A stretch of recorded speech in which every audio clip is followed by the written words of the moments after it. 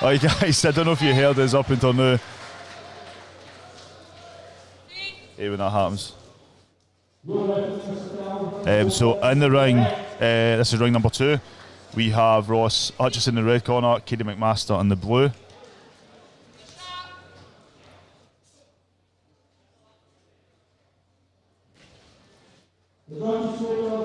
The first 2 bouts of Ali Mohammed and Kyle McNeil, and then Dylan Arbico, Christopher Fleming.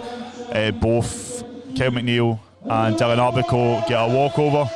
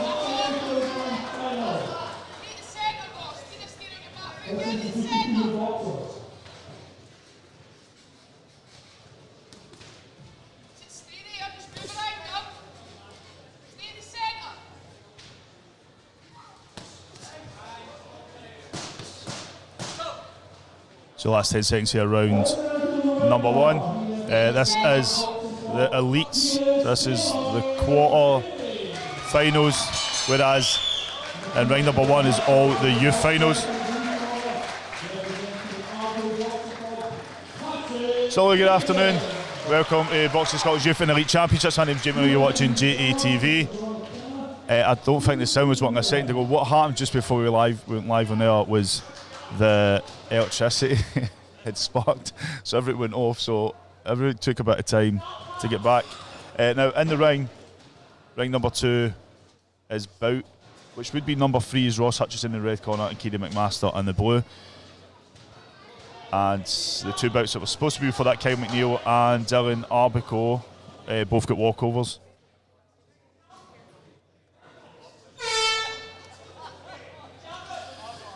So guys, this is the Boxing Scotland Youth and Elite Championships. As I said, this is ring number 2. If you check out JATVscotland.com/JATVLive, we will have links available if you are looking for the other rings. We're going to cut back to the Boxing Scotland high cam. There you go. For round number 2 here.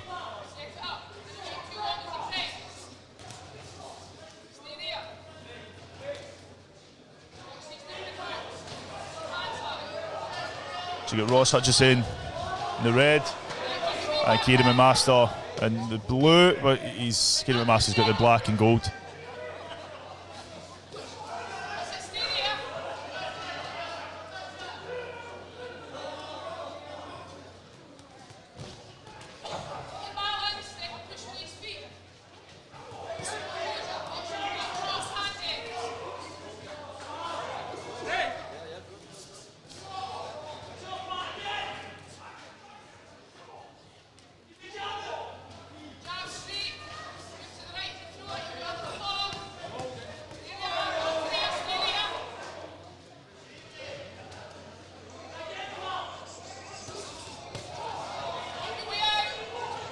So in ring number 1 rather, is Taylor Gray and Patrick Payton. If you're looking for that, then check out JATVscotland.com/JATVLive and we will have the link available for you to check that out, pal. Check that out, pal.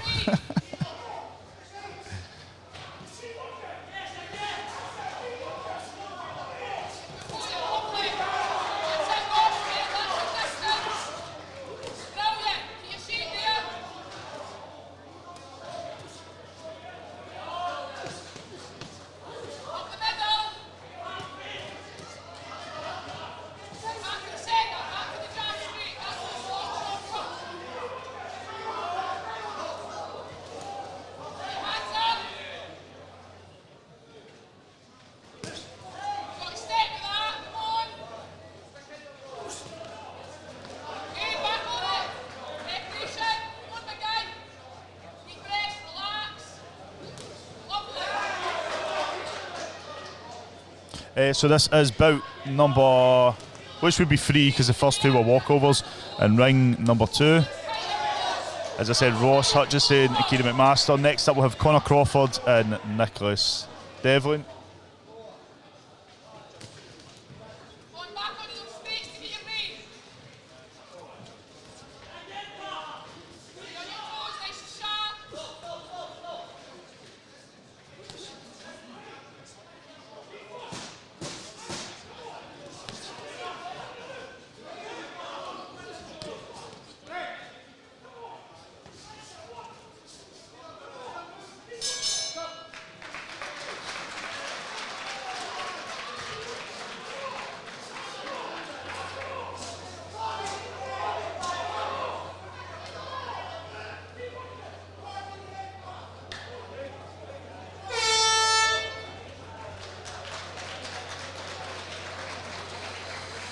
So if you do have any questions, by all means, fire them over.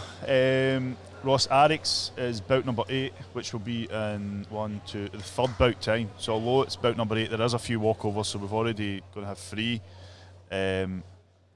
Just for people asking, Charlie Doig, he got a walkover. Lewis Kerr got a walkover. Ross McAllister's got a walkover. Chris Nesbitt's got a walkover.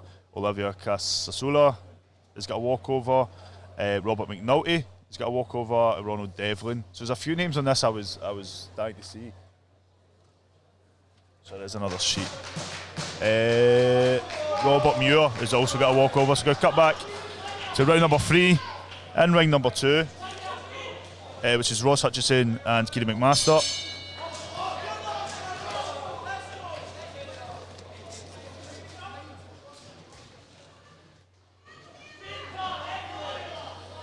And I've got a few technical things I need to sort out, so excuse if there isn't so much commentary. I'm just going to check JATVLive.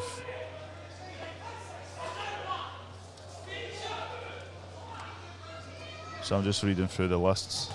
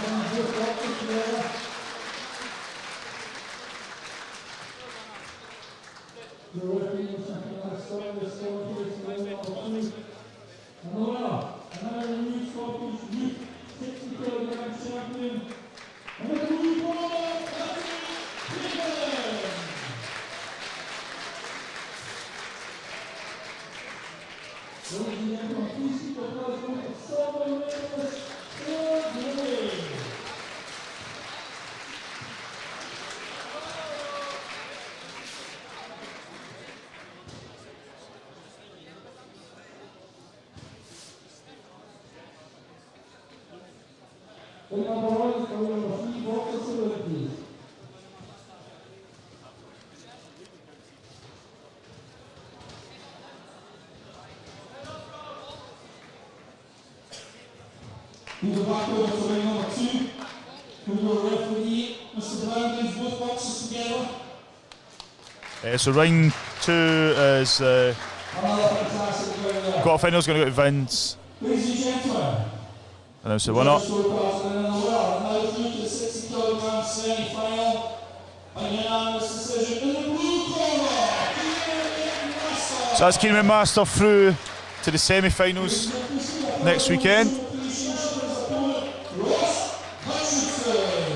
For those asking, Adam West, how you doing, my man? Schwab and Abe will be boxing last in ring number 1. So that's on the other stream. You can check out JATVScotland.com/JATVLive for the links.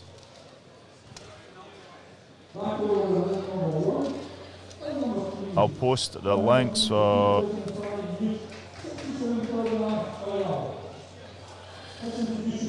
Guys, I'm just posting a link right now for if you're looking for ring number 1 or 2. This is ring number 2.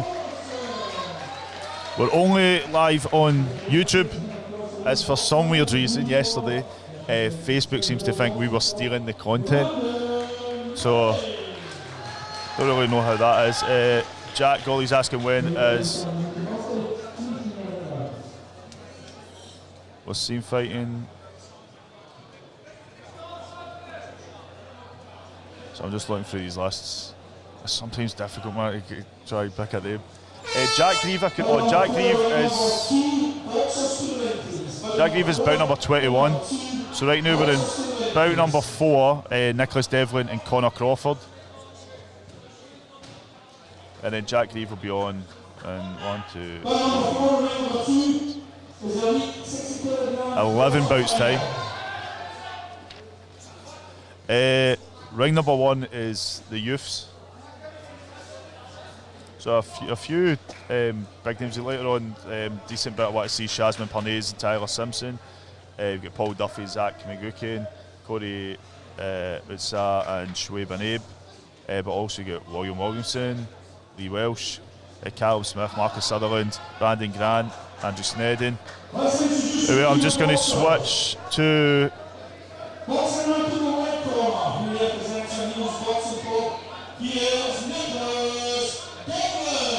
this one should be decent in ring number 2.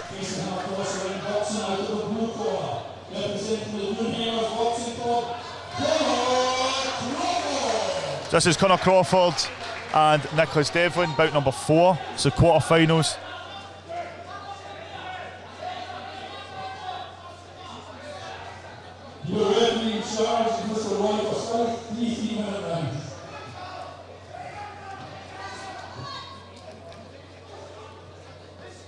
I will be back in just a moment. With ring number 1, there was some technical issues, so just want to go and make sure everything's alright there end. I'll just quickly answer any questions before I go.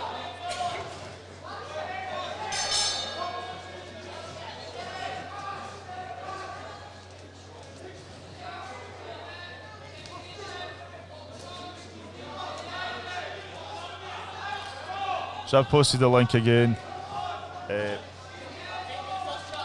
I'll go through the whole list after this bout of who's coming up, but you can check out boxingscotland.org.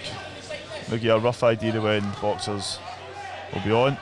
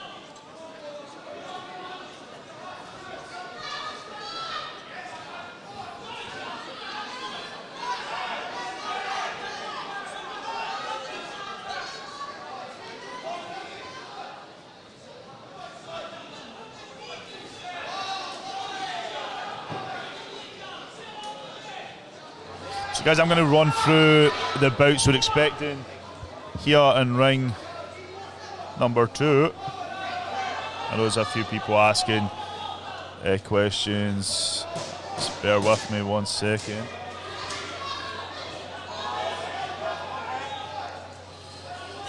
So in the ring right now we've got Nicholas Devlin in the red corner, Conor Crawford in the blue. Next up we'll have Caitlin Greaves and Charlie Wilson. Then bout number 6 is a walkover for Colin Kearney. I was actually looking forward to seeing him today, but he gets a walkover, so Jonathan Kirmath will not be boxing. Then we've got Martin Kerr and Fabrizio Di Battista. That should be a good bout. Then it's Ross Arix, Lewis Henderson, and then Charlie Doy gets a walkover over Billy Miller, and then William Kerr and Oro Salaji. That should be a good bout. And then bout number 11, Jimmy Lang and Wasim Anab. They'll be in ring number 2, which is this ring. Then we've got Matthew Clark and Matthew McDonald. And then Lewis Kerr gets a walkover. No. Caitlin Greaves is next. Jack Greaves will not be on until about 21, so about 11 bouts time, 10, 11 bouts time. So just carrying on for that. So bout number 12 will be Matthew Clark, Matthew McDonald. Then Lewis Kerr gets a walkover over Naveed Hayati. And then bout number 14, Greg Patterson and Mark Johnston. Bout number 15, Ross McAllister gets a walkover over Jordan McBride. Bout 16 is Fraser Edwards and Turpo Ali. Bout 17 is Ahmed Saleh and Harry McGrenra. Bout 18, Chris Nesbitt gets a walkover over Aaron Logan.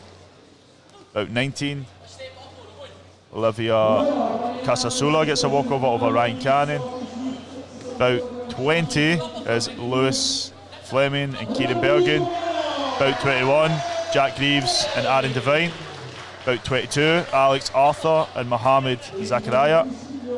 Bout 23, Robert McNulty gets a walkover over Ali Lang.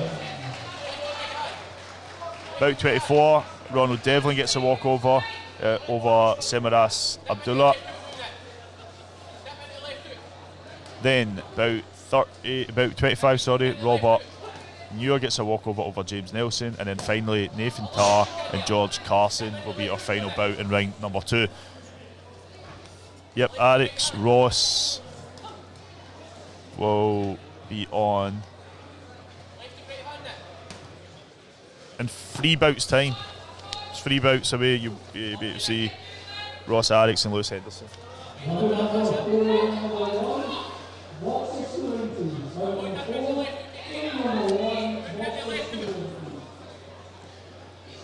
So in the ring right now, Nicholas Devlin, Conor Crawford.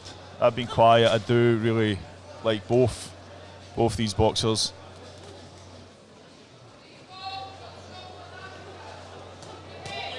Great teams behind them as well.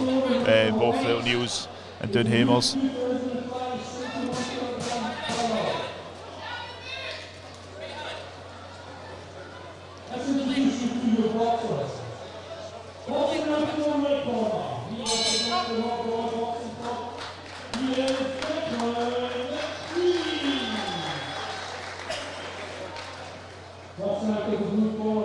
So, for those asking, Luke Hughes is on next in ring number 1.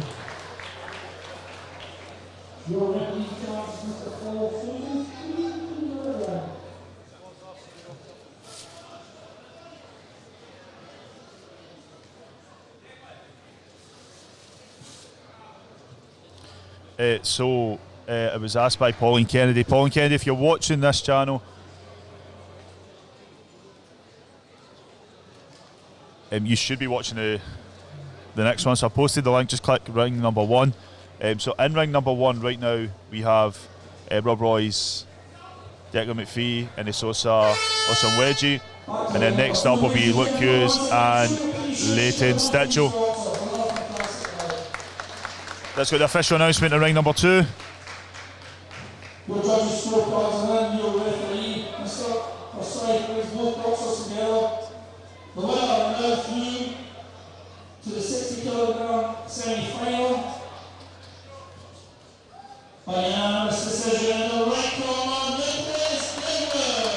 So done Nicky Devlin there. As I said,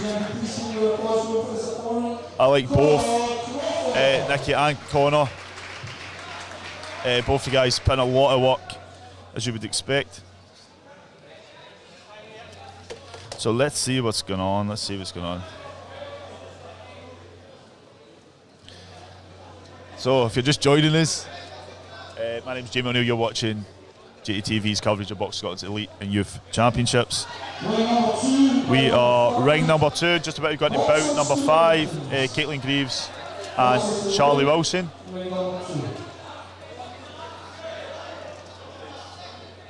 If you get any questions, ask them now, because I'm going to. There's a lot going on. There's a lot going on. Just trying to make sure the streams and everything are good. Puts a lot of pressure on my wee heart.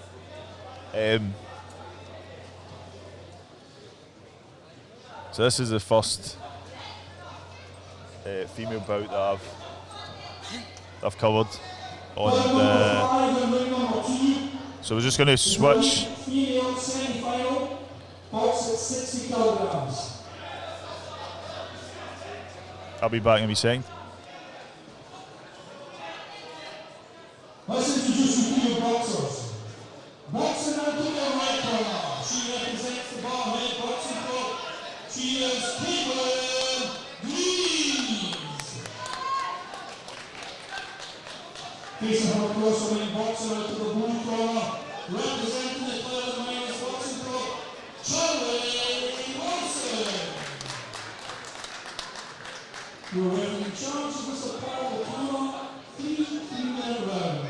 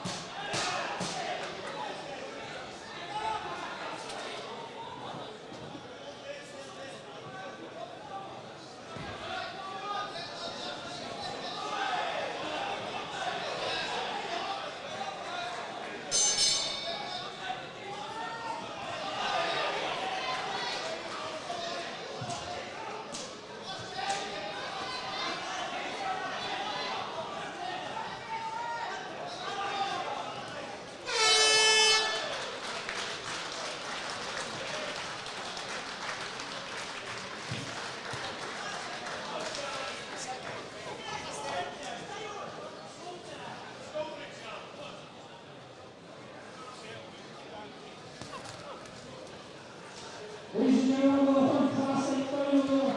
Once again, show your appreciation for the Japanese boxers.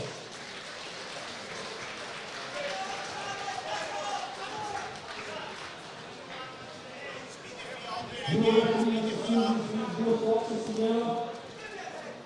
We're going to scorecards of it. And the winner of the last decision.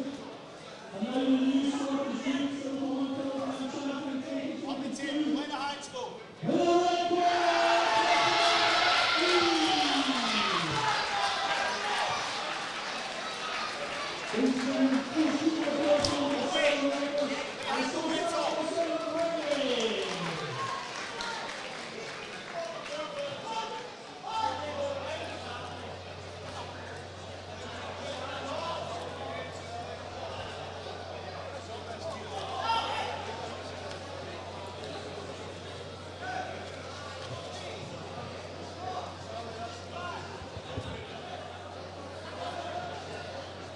So Leighton Stitcho and Luke Hughes will be boxing now. So switch over to ring number 1.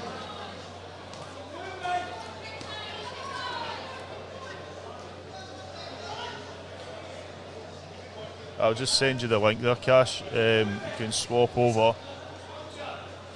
You just click that link and then go to ring number 1. You'll be able to watch Boxing Scotland stream of ring number 1. Right, in ring number 2, where we're currently watching, we have Charlie Wilson in the blue corner and Caitlin Greaves in the red.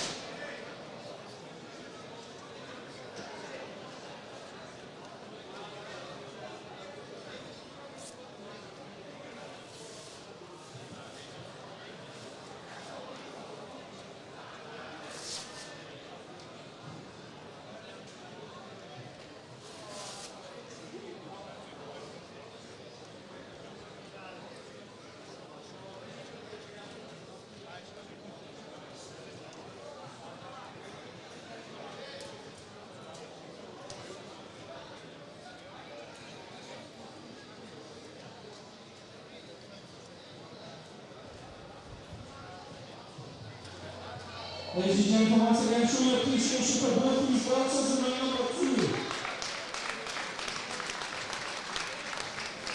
Taking both boxers is always power and McCann, your referee.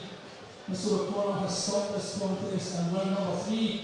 And the winner is now through to the final of the female 60 kilograms. And the red corner, Caitlin Greaves. So we're done it at Caitlin. Ladies and gentlemen, please keep your applause going for her opponent, Charlie Wilson. Ring number 6. And ring number 2 is a walkover. Going through to the semi-finals, Colin Kearney of Joneses.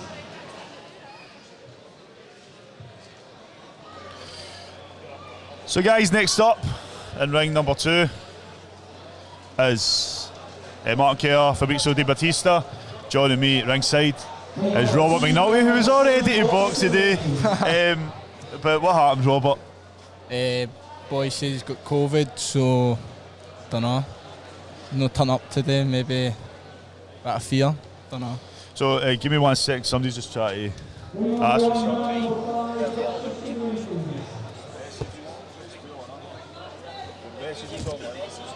Live and also message me in it. There's somebody's asking me to do the show. Jeez. You can sit here with a camera, they do really understand what you're doing. Who do you come talk to? So Robert, what have you been up to? 'Cause I've not had you on since the last time I had you on. I was streaming. I interviewed you and Jason. Yeah. It was after it was after the Sam's charity show. But since then, you've came a long way. A lot of things have changed. So Tell us your story. Just grafting away, James, to be quite honest. I want that belt over there. Oh, it looks good. It looks good. I want that belt.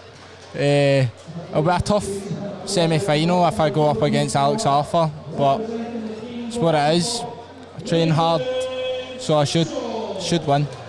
So, I know you're here, you're supporting Martin. Who else for Renfrewshire was boxing? Is it Olivia? Yeah. Yeah. He's good.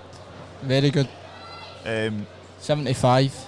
So, in terms of what you've achieved since you came out of COVID, like we filmed you at the Western Districts, you won the Western District finals. Yeah. I kept talking about, not just me, but also, like Jason, everybody. I think it was whenever you were in the ring, we were talking about your development, not just as a boxer, but how you've came on as a young man. You have a good team in Renfrewshire, but I always talk about the people that are leading that team, and you've kind of moulded into that. How has that happened? You just grown up? Pretty much. It's kind of like a family to me, like with Jason and Martin and Brandon Finlay, and the new boys just came along. Olivia, cracking guy, brand new. I sparred with him on, what day was it? Wednesday for my last spar back. Well, my last spar before the Scottish, and he can punch, can pack a punch, man. Can take a punch as well. Is it good having like boys roughly the same weight and age in the gym? Yeah. We're cutting back now as well. I'll still keep you here. We're going to talk through this. We'll just let Vincent introduce both boxers in the ring. One of them you know really well, Martin. but I know Fabrizio as well. He's just making his way to the ring.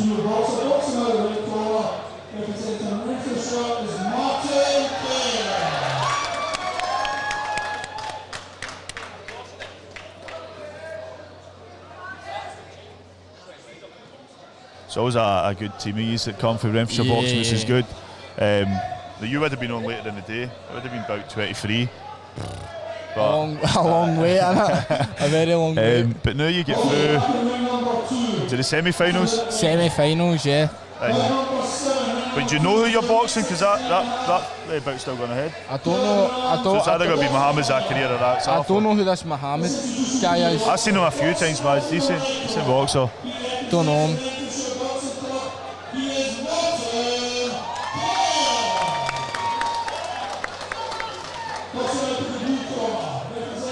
The thing with Martin, he's just aggressive. He just comes forward and forward and forward. He kind of has this. I used to see him in Cash. Cash used to hate all the publicity or anything. He just wanted to go in, box and then leave. No. You see that with Martin. In Renfrewshire boxing, though, you've got a few. Used to have a few big egos in the gym, I think. Like you get Jason with his ring walks, but I remember when I came out once, you took your tap off to this. Your training and and Jason was like, and I'd filmed it, and Jason was like, I want to do my tap off. Oh, God's sake. But Mark's starting early here. Nice and sharp. Good for beat, so That's it. jump against the ropes.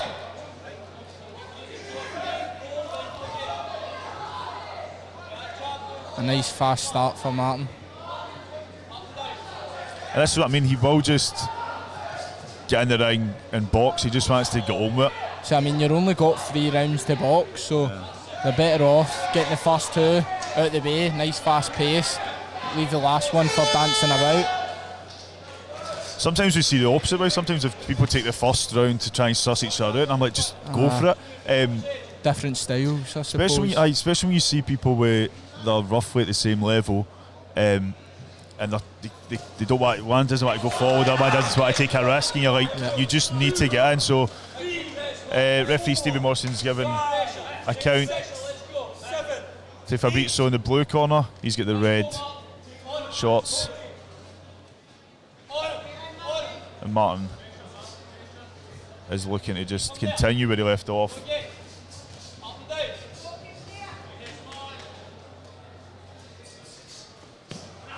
Oh, nice body shots. That's it, he's away. Got another count there for body shot.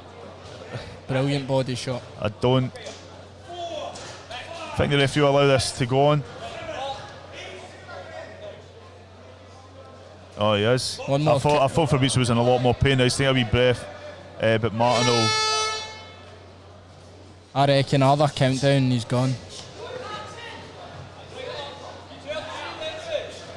What? That's it. It's a great first round for Martin, which we've seen, to be honest. I've filmed Martin, I think, 4 or 5 bouts over the last few years. Always been impressive, always just been one of these guys that go on. The referee Stephen Morrison is calling it.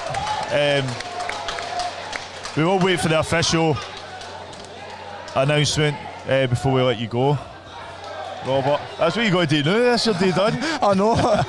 I'll probably stay around and watch a bit more of the boxing, to be quite honest. You going clubbing tonight, James? No. I've been good. I had a few invites last night. I'm like, no. I'm good. I've banged into Boris a few times. Oh God, man, Boris, different level when he's out, isn't he? So I tagged Craig in the post. I was like, look what I found, and he went, I didn't know he's went to the same church. But that banner you have, it's brilliant. It's brilliant to see. Craig was here the other day, and then I don't know where he went. I think he was hungry or something. He says, "Why at McDonald's or something." So let's see, we go. Martin is announced the winner, making his. He'll be back in the semi-finals next weekend. Brilliant. But Fabrizio is another boxer that I've watched, very hard working in the gym, but as we said, we know Martin's style. We know he just wants to get out there, get the job done. Who's on next? So that's all I get asked on these on the questions that came in. So we'll get Ross Arix and Lewis Henderson. Let's just see if there's any comments coming in. Look. Alright, I'll let Boxing Scotland know the mic's not working. I tried to sort that out for them. That's one of the technical issues I was having. But so, as I say, what are you doing for the rest of the day? You guys stick around? Stick around, watch the boxing. Watch the boys. One of the boys I might be fighting for the semi-final next week, maybe. But just hanging about. Surprise! Is my dad not on this stream now? Big Kev. Usually he times it, so he just comes in when you're just about to start. God's sake, man. But I don't see who's watching. I just get the number. So there's about 85 people watching now. But we'll shout out to Big Kev. Big Kevin. McNulty. But listen, I'm thinking Brandon. What's Brandon been up to? He's just won the novices there, didn't he? Is he raising money? Oh, is he? I'm not sure. I've not really spoke to Brandon that much after the novices. Done really well on them, I think. It's good to see him come back. Obviously, he's talked about what it was like for him. He had his diabetes. Oh yeah. He's raising money now for a cause, but he's not sitting there now, as I would have grabbed him. Yeah.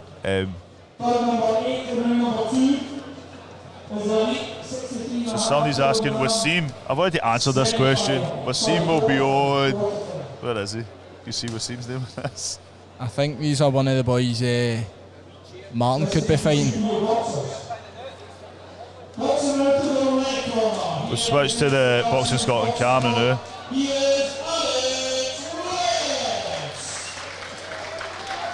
So in the red corner, Arix Ross, I got the name switched down for me. And Lewis Henderson for Perth.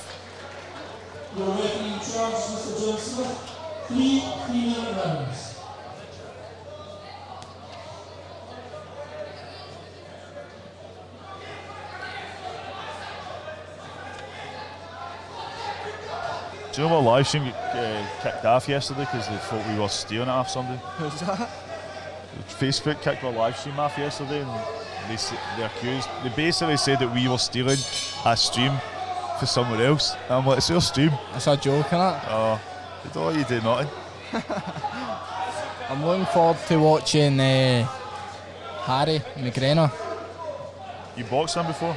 No, I've sparred with Harry a few times when I was about his weight, but I've just took a stretch and got taller and heavier, so I can't longer spar with him anymore. And he's boxing Ahmed Sari, you know him? I've not heard of him. I've seen him a few times. He's always one that's when he's not here watching on the live stream. Yeah. So in the ring now, Alex Ross and Lewis Anderson. Then we've got William Kerr and Oro Zalaji, then Jimmy Lang and Wasim Anib, and then Matthew Clark and Matthew McDonald. For those that are patiently waiting online, Tyler Simpson, Kashif, is boxing bout number 12 in ring number 1, so I'll send you the link. You can switch here to that channel if you just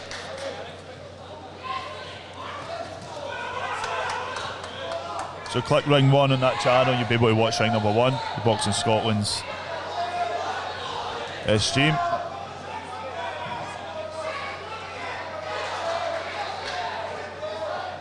And this weight is 63.5.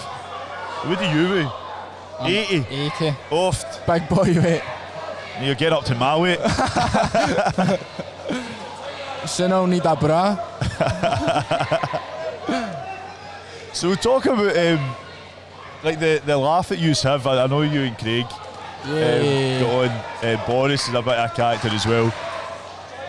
But Craig's he has this coolness in it about him. I watched his live stream with, a few days ago. He done a podcast. Yeah. And it's just I could just listen to him talk all day. It's just the Brilliant, stories that he innit? has. We use all is brilliant, man. Talks for days though, he needs to stop that.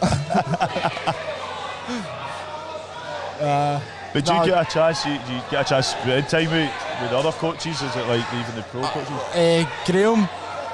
Graham's done Graham's a a lot hard for me. worker, innit? Graham's See, brand can I new, just man. point out his TikTok stuff that he does? I wish every gym was that. Some of the stuff he puts out is, and it encourages If I knew- other people. If I knew the TikTok name, I'd get a shout out, but I don't know what it is. So You'll probably know it. Oh, I can't even see if I touch his phone. It's going to cut him off his live stream. I'm looking forward to seeing Boris back in the ring again. Yeah. Though Boris is different, man. Different level. He's a big guy, innit? He's solid, man. Can punch. But no long till I'm 21 and I'm whacking him about in the ring. Know what I mean? I'm only 19. I love how you've So got he this better open enjoy mic. himself You now. actually have an open mic just to do slaughter everybody. That's what I'm doing. Finley's next. Who's next? Finley. Finley Brown. Oh, he's sitting there. What was it?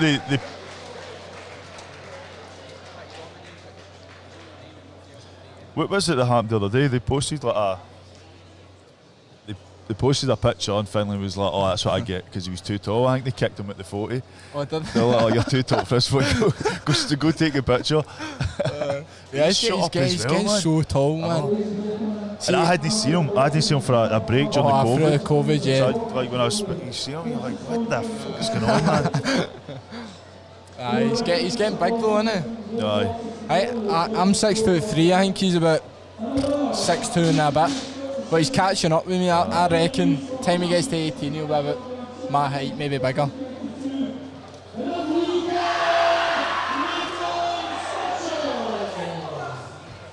So I thought you would have sat in the middle, like so you could see both rings. Aye. So, See, the thing is, last time there was 3 rings. yeah. So we used to, we work here, we could see 2 of them. Aye. Boxing Scotland are filming that one themselves, and we're doing this one. But there's sometimes I want to see what's going on, and like, I'll take a wee wander there, and then I'll come back and there's like hundreds of comments, and I'm like trying to catch up. So we're in ring number 2. This is round number 2 of bout number 8.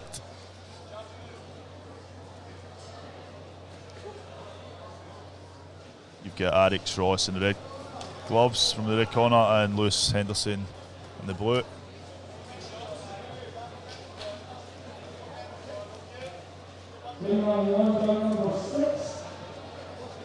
Do you have a favourite referee that? I don't know. I like Jim. Aye, Jim's I brilliant. do really like Jim. I like Stevie as well. Wherever Stevie, it if is. he's no here, he's watching. So sometimes things at him, and I don't know what's going on. I'm like, what are they doing that for? Like yesterday, there was a boy turned up to the ring and he had like a knee brace. Oh, right, okay. But the referee like made him take it off, and I was like, I kind of had an idea why, but the referee came out and said to me, "Oh, he never got cleared with that when he'd done the medical." So if the medical team said that, that's fine, but they never. Jim's a cracking guy. Him and John McKenna were having a wee slagging match online yesterday. But they're good laugh, man. I mean, I see them up in the country. You see it as well. Like when you're out travelling or boxing, you're going to come across the same faces.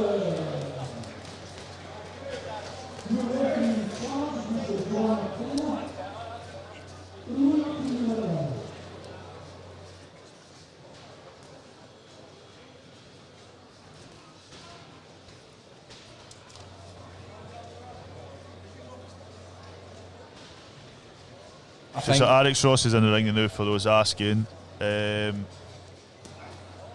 Oro will be on next. He's boxing William Kerr. And then shortly after that will be Greg Patterson. He'll be on in about 4 bouts time. So shout out to everybody watching online. You got anybody that you want to shout out to? Can I just say something? I wasn't going to say anything. But like obviously we're going to do the Scottish Box of the Year awards, right? Yeah. And we're asking people for nominations. Now you can only be technically nominated once per category, so if your name's entered, that'll just go through to get to the judges. Right. But there's a few categories where it's just like Robert me now. And I was going to be like, I was going to message you, so go put a post-it and say like, I've been nominated, that's it, don't nominate me anymore. I appreciate that though. Nah, it's good, it means getting a couple of fans. But it's going to be good. That's the one thing I want to be working here this summer. Yeah. I have matured a lot. You start. See, the thing is, it's got to, like, well, I've still to make up the judges. The idea is that we'll have maybe some of the officials for each area and stuff. But just while we're on it, if you do want to nominate a boxer, a volunteer, or a young person, or there's a whole list. We'll have 4 Scottish Box of the Year awards. There'll be 2 for Olympic style and 2 pro, male and female. But there's a whole load of other awards as well, like most improved boxer and stuff like that. So you can check out jtvscotland.com/awards. There will be a wee advert up at one point, probably during the interval. We're just about going to round number 3, but go fight your corner. What award would you want to win? And I don't pick, so I'm like totally separate for everything. No, I'll know beforehand, but I won't pick anything. See, to be quite honest, James, I wouldn't mind any. To be quite honest, I'd be happy whatever one I get. I'd appreciate people giving me. I think it's definitely after the Western Districts. People sort of were like, "Oh shit, he's came back. He's brought his A game." And it's a nice style you've got in the ring. It's getting there. Craig's going over, taking over things with me. And I'm starting to get that pro style about me, but I've still got hundreds to learn with Craig. So is that? So I know I've spoken to you before. But is that you eventually want to move to pro? Oh, definitely. I want to get a few international fights first. Try to get myself back onto the Scotland team and that, and see where it goes from there. But so that what will happen? They announced yesterday is you're now in the semi-finals. Yeah. So Boxing Scotland have said everybody for the semi-finals. Is it for the semi-finals onwards? You'll be invited. I'm sure it is. I'm sure it's finals. Is it not? If you win the tournament, you get a place up there or something like that. I'm just going to check this, right, because we were discussing this yesterday. So finalists will be invited, so not just the winners. Right, okay. But let me have a wee look. There'll be like a pathway.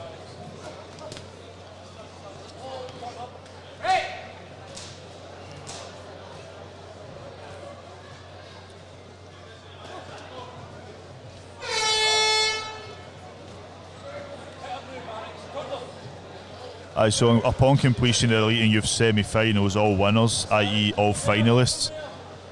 So people get into the final then. Oh, is that okay? So the silver. Yep. So if you win silver or gold, you would then get invited to the high performance centre for an assessment, and then they'll break that down, and there'll be a multi-nation sparring camp. Yeah, and then that's when they'll pick. The people will be offered a place in the elite boxer or the development group. Yeah. There is a lot going on. So there's a lot of boxers that couldn't take part in this tournament. Yeah. Because like we are in Colin, for example, he's doing brilliant now. I messaged him to see if we could get him on, like do like a live phone call, but there's the time difference. I think the text is still got in there. Shy. Are these the boys Martin could be coming up against then? One of these ones? If it's 63.5? Yep. So there is a few. So there's 4. Charlie Doig has a walkover. He done well yesterday. First round stoppage, wasn't it? And then there's Alex Ross, Lewis Henderson, and Martin's obviously through. Jonathan Kamath is through as well. So everyone's just getting semi-finals, aren't they? Yeah. It's a good round. So we'll just wait for the official announcement in ring number 2 of bout number 8, Alex Ross and Lewis Henderson. For those asking, next up, the bout that was supposed to happen, we just mentioned there, Charlie Doig was supposed to box Billy Miller, but Charlie Doig is now through to the semi-finals, and next up will be William Kerr and Oro Zelaji. We go back over to ring number 2. Once again, show your appreciation for Rocky's boxers.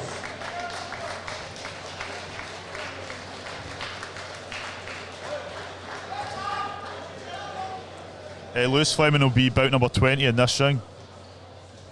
About 5 bouts time. Your judges' scorecards are in. And the winner on a 3-2 split decision, and now through to the 63.5 kilogram semi-final.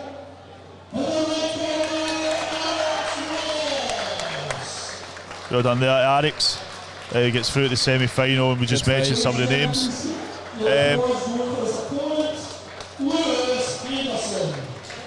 So guys, you're watching Boxing Scotland's Youth and Elite Championships. My name's Jamie O'Neill. Joining me, I'm just about to swap him for another Renfrewshire boxer who's there. This is Robert McNulty. It was supposed to be boxing today, but he's having an easy day. Easy day. He can go top up that suntan. Sunhead. The sun's it, guns it. Right, boy. So thanks for talking to me, and I keep saying I need to get to Renfrewshire, so even say to Cash I know. to come pick me up one day, we'll jump out. They're getting a photo there, you're not in it. Oh, Right. that's sneaky, Wait, man. we're going to take another one. So I'll leave you right now with ring number 2. I'll be back in a wee second. It'll be William Kerr and Oro Zelaji. I'll be back in a second. We'll switch to Boxing Scotland's live cam so you can see it, and I'll be back soon. Cheers, Robert. Cheers. I'm going to come over. I'm getting that picture Come up. over, right, cool.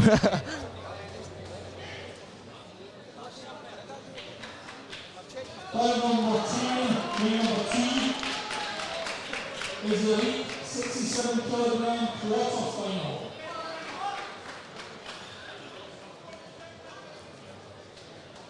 Let's introduce you to your boxers. Boxing out of the right corner. He represents the Hamilton Boxing Club. He is William Kerr. His opponent faces him across the ring, representing the left-hand boxing club.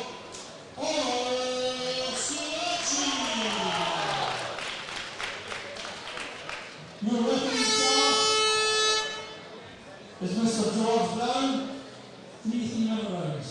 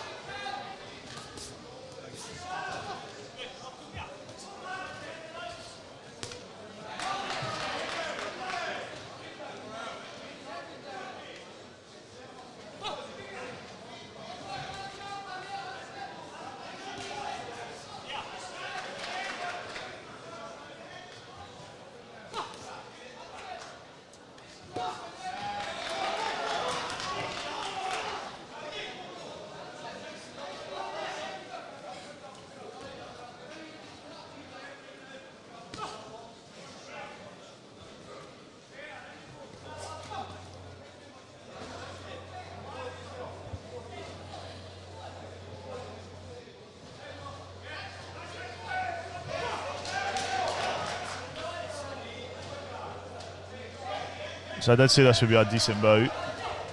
I've got a guess. I'm not introducing them yet. I'm going to wait until in between this round, which is just done in the next 10 seconds.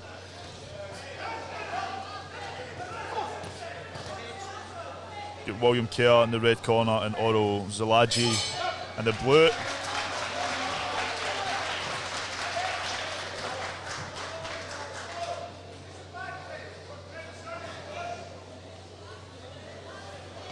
So guys, just like magic, Robert McNulty's seen they were taking pictures of there and flew there. But now Brandon Butler's joining me, young star for Renfrewshire Boxing.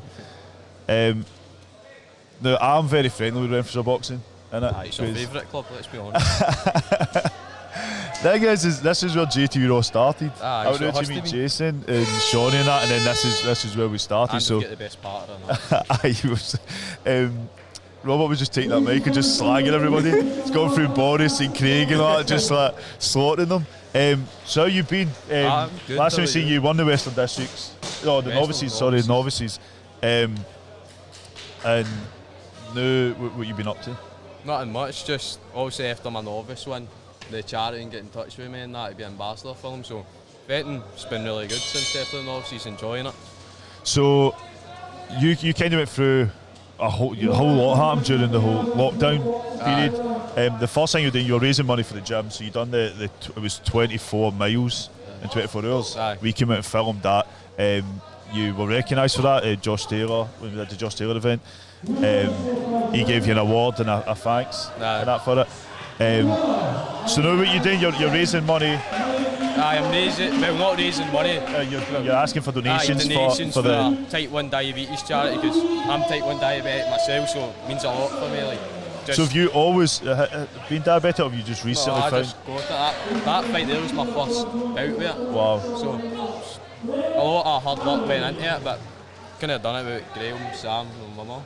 And that's what's good when you have the back in your gym and stuff like that. But for yourself, I mean, I still think this is real. I still think you are the most film boxer we've had in JT. I think, and it was just because back to back every week. Every time I turn up at a show, you were there. Aye. I was like, see it again. But your whole mentality of getting in the ring was, which you see, we said to Robert there, there's a lot of Renfrewshire boxers that have this discipline and respect, also the fun side and that comes out. But deep down, you are all very, very decent people and very focused on your boxing. When you're in the ring, it's terrifying sometimes for your opponent. But for you to be that active, and then obviously the lockdown sort of took everybody away. You've then found out your diabetes and had to adjust to that. But then came out the other end and won your first tournament back, become the novice champion. How did that feel for you? It was brilliant, man. Just like, see, the day of the home show, obviously I was meant to have a proper bout, and then my original opponent pulled out. Then that home show was the day I get diagnosed with diabetes, so I wanted to have a real bout for that, but obviously I couldn't. And then obviously I was really wanting, obviously that was one thing I had my mindset on. And then just brilliant, because it's everything I've been through. It's no a big sob story or nothing, but it's hard, tough at times. How old are you? 15. 15. So to be that age and to go, not just this. At 15 years old, I mean, you were about 13, 14 when COVID first happened. To be a young person in that time is going to stick with people for years and years, because the whole COVID. I mean, I struggled as an adult, so to be young and to say, all right, your boxing's getting taken away for you and you can't do this. I mean, you kept yourself active. You were like, nah, I'm still going to carry on. I'm still going to do something. You're raising money for the gym. But the journey you've been on is part of your journey to use boxing to get back and get fit. What advice would you give other young people that are maybe recently diagnosed or they've got diabetes? Just like keep going, isn't it? The worst thing in the world, see, as long as you keep moving forward with it. Like at the start, it's hard, but see Renfrewshire, that's like family. I know every gym says that, but see the way Graham and Sam, like even Colin, all of them really care about my diabetes, and all of them always help out. So see, as long as you've got coaches with you that know about it and tell them about it, you can do it. And I think part of the thing that's good with you is that you can talk and you speak about it. It's no this. I mean, I've got family members that are diabetic, and it's not as scary as what other people. Aye. I mean, it is something that It's like serious, right, but it's something that you can nowadays live with and adjust and have it and become successful with things. And I think your journey and the fact that you're talking about it will see you becoming a role model for other young people, not with just diabetes, but other young people that have got different things going on in their life. 100%. It's not just diabetes that affects people, it's just anything like. I don't know what other things you can, like even ADHD you can watch for that and all. I always say that there's a few young guys that I know that they've got ADHD and they get in a ring or they just get in a gym, and what that does is it makes them exhausted by the time they go home. They sleep better, they breathe better, they're doing better in school. Aye. So boxing is an answer for a lot of things, but what you see at Renfrewshire is obviously, and I know there's so many gyms I go there and I love how they operate. I just love boxing and boxing gyms, but Renfrewshire in particular, as I said, that's where JTV Raw started. Not just because of Cash. I just asked Cash, Joe, do you think it's alright if I go through to that gym and interview that Jason, because he was boxing in the GBs the same days he had his maths exam. Aye. And I was like, that's mental. How does mental. nobody know this story? Like, why is nobody talking about it? And then get out there and then you meet Jason, who was about, I think he was only 15, 16, no, he was 16 at the time. And it was like talking to a 25-year-old. And it's the same with you, they're all very, very mature. So what's the banter like in the gym? You still are cracking jokes? Another night, man. Finlay and Boris, right? We had sparring and Boris spent an hour and Finlay scalped him, right? But it echoed through the gym. I mean, it echoed through the gym. Then Boris is like, you've started a war. Then Finlay ran away. No, I'm joking. What was the Finlay's story with some boy, the I'm going to grab him in a second, because him in particular, I seen him before lockdown. I mean, he had an issue with his knee, is it? But he just shot up. Next time I seen him, I was like, taller than me. I was like, what's going on, man? But again, another nice guy that's in the gym that sort of adds to that is being ambassadors, not just for your gym, but for the sport in general. We'll cut and see some of the comments coming in if there's any. Bobby Kyo, is he boxing? I'll need to check the list, but I'll get back to you on that one. But right now, we have Otto Zlagi and William Kerr.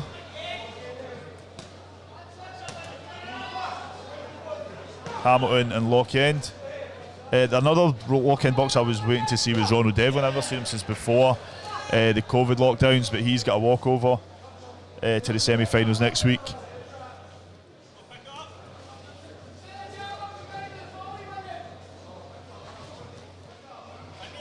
So we've got Pablo Pam. Do you know is this Pam Belcher? Is that, I don't know. I don't know. Pam, See, the thing is, I love Pam as well. Because my nephew, he stopped at the gym. He went to the gym to do some fitness classes and that, and he was talking about like some people there and that. So I know she was really nice to him. The thing is, I just get a username, Pablo Pam 13. So I don't know who that is, but they're a fan of you. Cheers. So yeah, it's Pam Belcher. Yeah, it's Pam. I love Pam. Ladies and gentlemen, show appreciation for our Everybody loves Pam. So we're just going to go and see the official announcement. Vincent Keane is your ring announcer. We usually see him officiating at these events. I'm at ringside with Brandon Butler. That camera there. Oh, that camera, maybe looking at that one. He's like with the TVs now, sort of. So when are you going to be out next? You've got a home show. And I've got a whole load of dates booked in. So let's see, is the official announcements made in ring number 2 between Otto and William. Next up we've got Wasim and Abe. I know there's a few people asking in Jimmy Lang.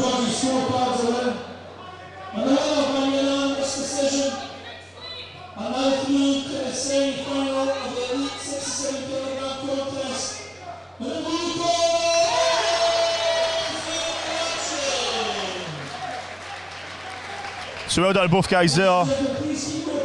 Otto is going through to the semi-finals next weekend. Oro does get a lot of support online. His family members always usually chat. He's another guy that goes around a lot of gyms. Right, so next up is Jimmy Lang and Wasim and Abe. I'm going to. Where did he go? Is there MD you're looking for?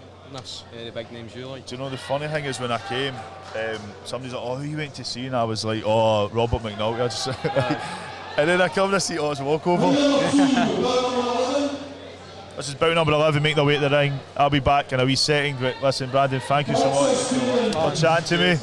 And we'll see you at the home show. But I will come out. I'm going to jump out to the infrastructure box. And I know I keep saying that, but I need to get time. Once this shop's shut in the city centre, and then I have a lot more free time, I'll jump out and see you guys. Guys, you're watching Box Scotland's Youth and Elite Championships here at Ravenscraig. Cheers. Sports facility. I'll be back in a wee setting, making their way in the ring. Is Jimmy Lang and Wasim and Abe. He represents the Man City Boxing Club. He is Jimmy Lang. His opponent facing him across the ring, box out in the blue corner, representing the Red Boy Boxing Club, Wasim Ali. Your referee in charge is the Lord Forsyth. Stand doing the next two. Hey. And I'm doing the next two.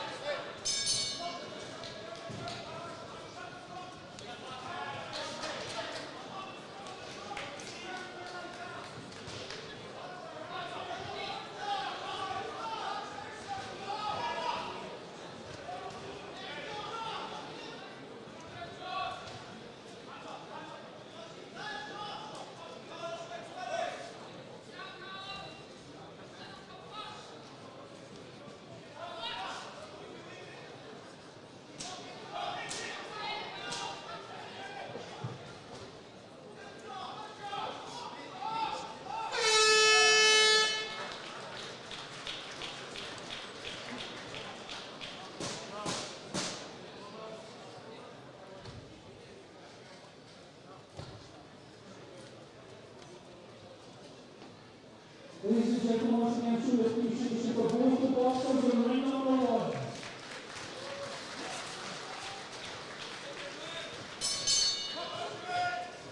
We're working with the Campbell and Blue Ball as well.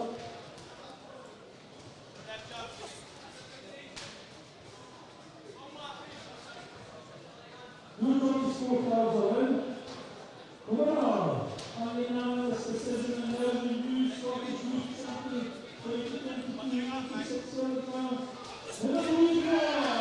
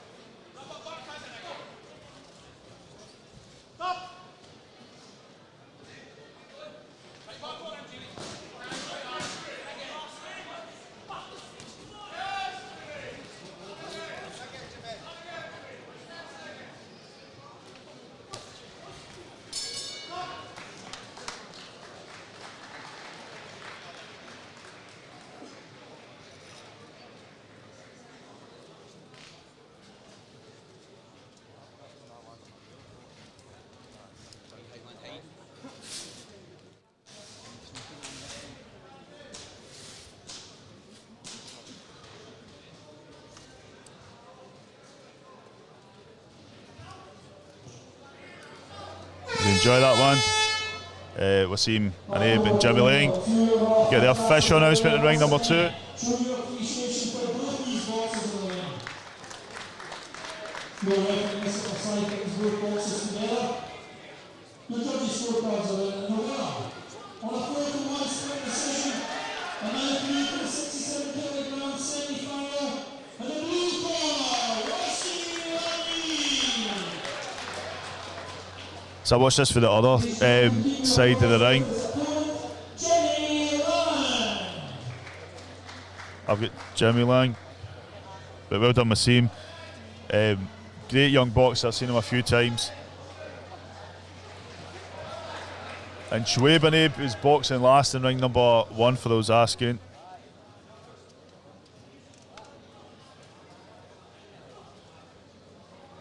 So guys, once again, this is Boxing Scotland's Youth and Elite Championships here at the Ravenscraig Sports Facility in Motherwell. My name is Jamie O'Neill, you're watching JTV. And if you check out jtvscotland.com/JTVLive, you will be able to watch ring number 1. So this will be the last. This will be the last bout in ring number 2 before we have a break. Joining me for this one is Finlay Brown. What's happening, Finlay? I'm good, yourself? So see you're talking to that, you're not talking to me. Right, So you come in a bit. Just watch that plug. I said earlier, I sat and that plug popped out. Everything cut off. So how you doing, my man? You alright? I'm good, how are you? I'm alright, man. We've had a trio of you Revolution boxers. I know you're all there chilling. Best gym, we always go and support each other, so... That's good. I was saying Aye. that to Robert. He's a good team behind you, and Brandon was saying, especially the last year he's had the ups and downs in and out the ring. Aye. It's good to have that team and just to move forward. And but you've had your own. Your knee injury. Aye, that was a while ago, but I'm good now, so... So you're back fighting. Back fighting, yeah. So when we going to see you next? Home show, end of May. The home show, the end of May. See me fighting then. I'm pretty sure I've got that saved. So just going to switch to.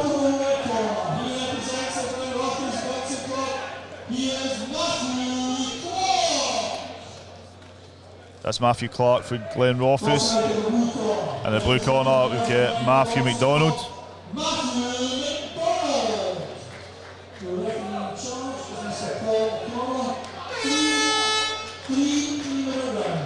This is 3-minute rounds. How long do your rounds still last? I think I'm 2 minutes. I'm 2 minutes still. Does it fly in, or do you think? Don't know if... Is it different? Sometimes you're in that thing, you're like, if it's a good round, if you box well, it's a good round, it goes in quick, but if you're having a tough time or whatever, bad round, it feels longer than what it is. I put my glasses on so I can see. I hate them, man. I hate them. So Matthew Clark, I've seen him box. I've been to Glen Rothus. I had a laugh up there. So how's things in the gym? Good, really good. We've got a new boy, Ollie, came in, so I've been sparring with him. He's really good. He's fighting. Has he boxed before someone else? I can't remember. I think it was Easterhouse. He boxed from Easterhouse, but he's moved to us and he's fighting next weekend. So is Robert. That's what And Martin. I was looking forward to Robert as well. There's a few boxes, a few walkovers. It was quite It's frustrating. It's It's to you in passing it. You've turned up and you're getting ready, and then not getting a fight. and it's. I suppose at yesterday there was supposed to be 20 bouts. It went to 11. So it was a short day for us, but it means a lot of walkovers and pullouts and stuff. Yeah. So what weight are you boxing at? I'm boxing it. I'm sitting at 70 just now, so 70. yeah. So they're 67. They're But they're elite. aye, they're elite, aye. Do you take them? Easy.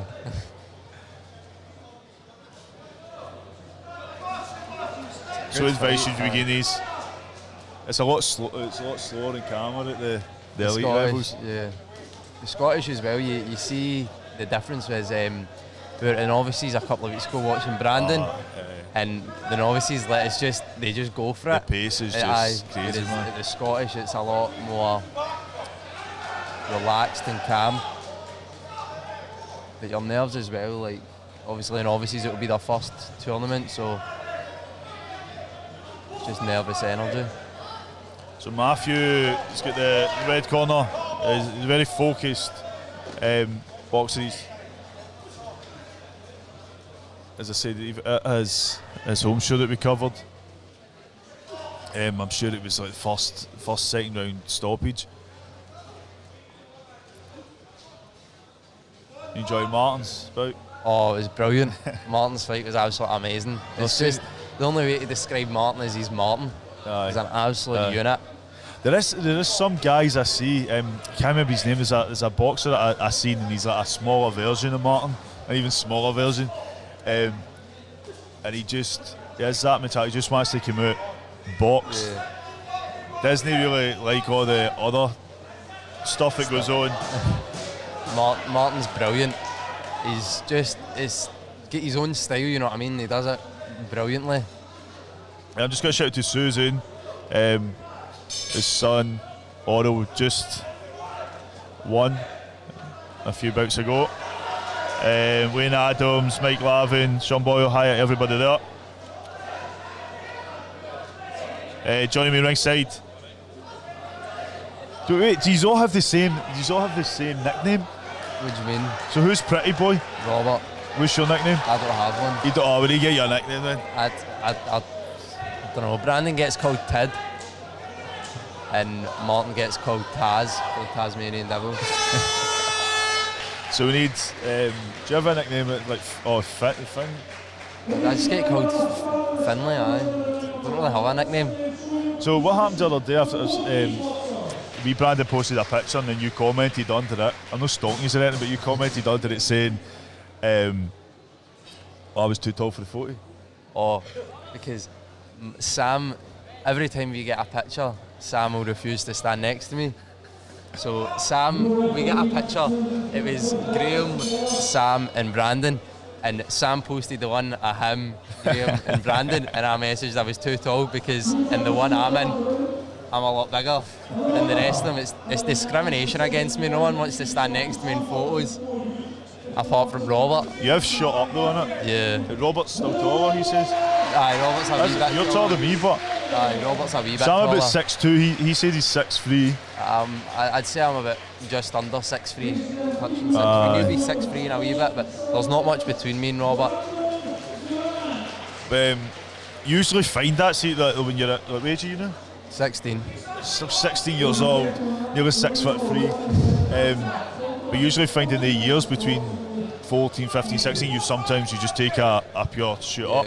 And I suppose the boxing and your diet and everything sort of contributes to that. Yeah.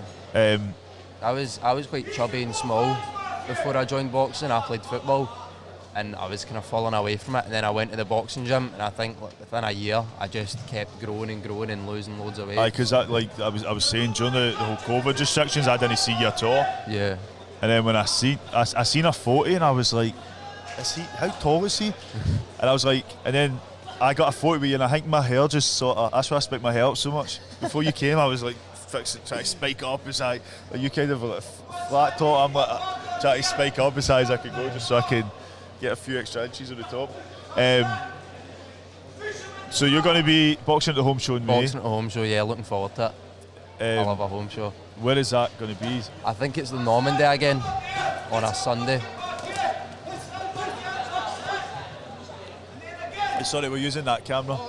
Aye, we've got a higher up camera today, so the referee's swearing in front of the cameras like last time, or just standing in front of them. There's a few people messaging. They were like, you need to tell that referees, I can hear everything he's saying. So we're going to have a wee break after this. So if you are watching online and we do switch to the wee advert that comes up, don't worry, we've no. Usually people start going, what happened to the stream? What happened to the stream? There's an interval, so don't worry. I might grab some people. There's a few. There's Craig McAvoy's here, and Ricky Barnes will be working with the elites. Do you ever look at that? Do you ever think, oh, I want to go and like eventually move into like?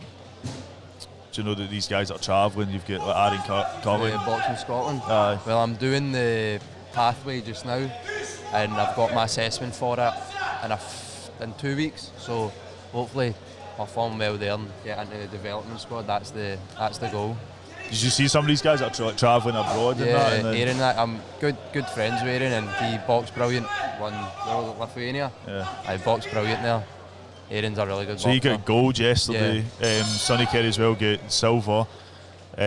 Boxing with Lenny Mulligan. He's in Belarus with Sam Hickey. Sam Hickey we'll have here next week. He'll be sitting where you're sitting. But I mean, they're hardly in this country. They're always sitting about travelling. Robert McNaugh's still got a better suntan than them. I don't know Robert's how that. never at the I sunbed. don't know how that works. Robert's never at the sunbed. He told me he was lying in the back garden. That's When rubbish. he was on the mic, he was just, it was like an open mic for him, just slagging Craig and Boris and everybody in the gym. So I will clip it and start putting the clip. I'll send them the clips. Craig slags everyone in the gym. I get it for my hair. Craig slags my hair, but he's not got any. So But it suits him, innit? it suits Craig. Kind of like that. He's kind of like a younger Phil Mitchell or something. Nah, I'm not getting involved. He'll bother me. He'll bother me. Did you see his podcast? No, I never watched. I should watch him. I was like, it's just that there's. I find this with a lot of boxers. You're saying, Claudia, there's a very calmness and a lot of maturity that comes with a lot of boxers, and you see it in the coaches.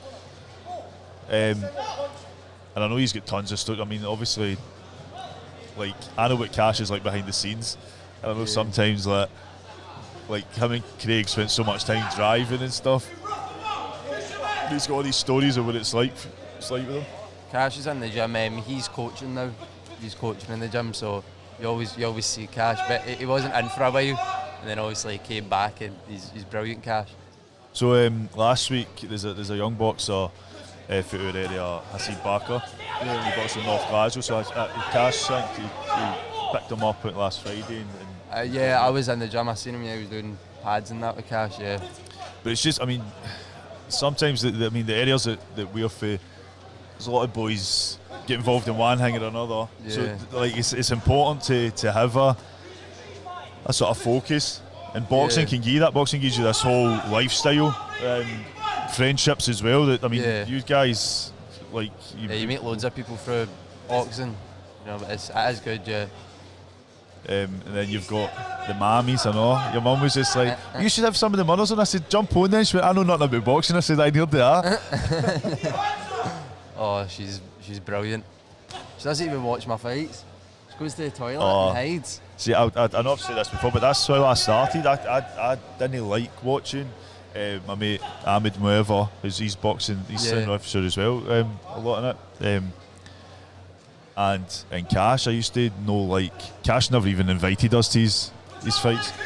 He went through, when me and him had a chat about what JTV could be like, a lot of what I would have done for him. I would have went to his travelled with him and stuff like that, but he never wanted anybody to know.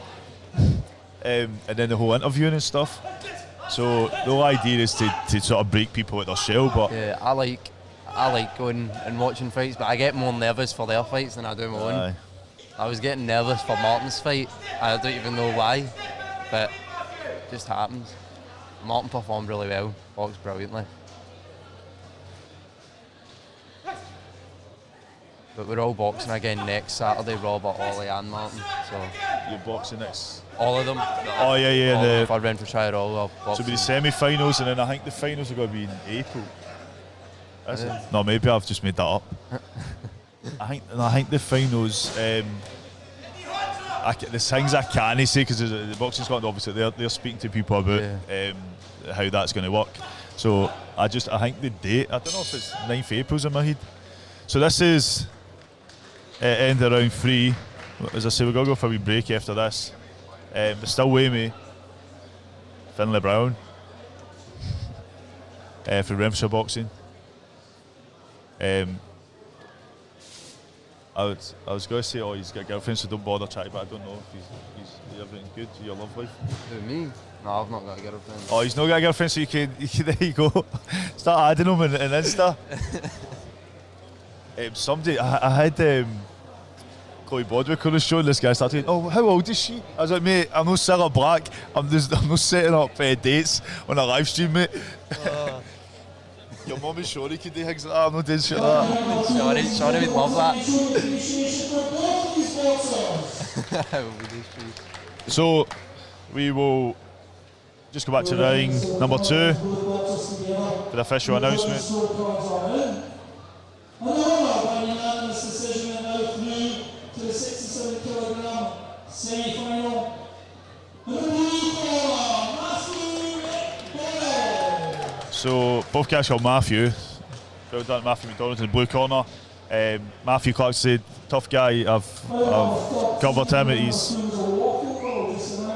show a few months ago. So. Well, it's up. If you want to advertise your business in future Boxing Scotland live streams, you can email inquiries at boxingscotland.org. I am going to go for a wee break. But Finlay, my G, thank you for talking to me. No problem. It's an honour. It's an honour. It's an honour. I love the interviews. And I'll catch up with you soon. No long till your home show. We'll have a winner's speech after it. Aye, defo. The thing is, we always like to talk. I love talking to you also. So I was like, do you know what, just take it all one by one. Aye. But no doubt people start moaning, why is there a Renfrewshire boxer on? Do you know what? Because this is where JTV started. Yep, Renfrewshire. So I'll be back soon. Don't go anywhere. I won't be answering questions, so I need to go grab something to eat. The next bout before I go will be Fraser Edwards and Tupper Ali. It's about 16. So I'll be back very, very shortly. See you soon. I don't know what button to press. Oh, there we go.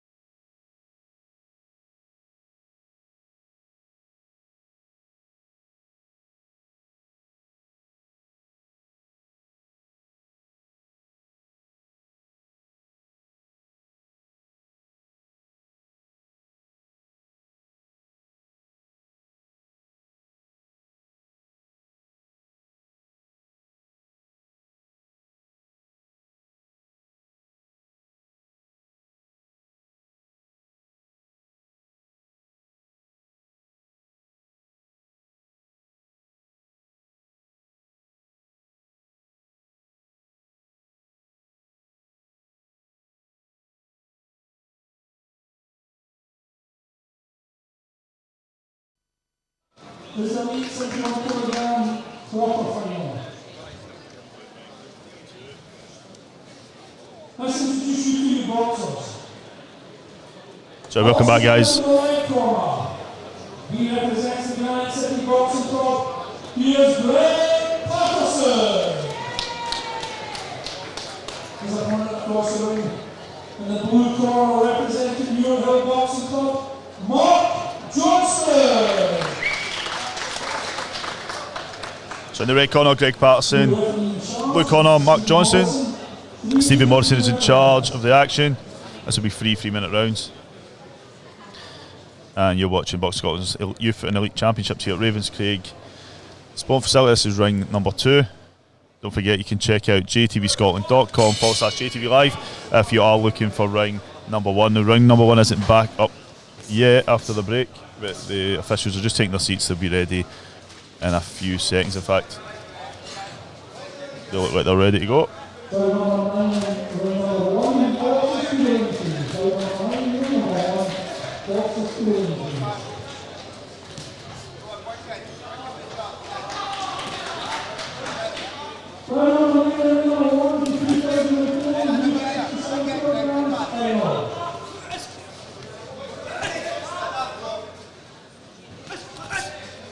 Let's introduce you to your boxers. These boxers are the red corner, representing the Rock Roy Boxing Club. Here's Marcus Sullivan. Please have a close on the boxers to the blue corner, representing the Rock Roy Boxing Club. Carlos Smith. You are in charge of the Philadelphia 10-minute round.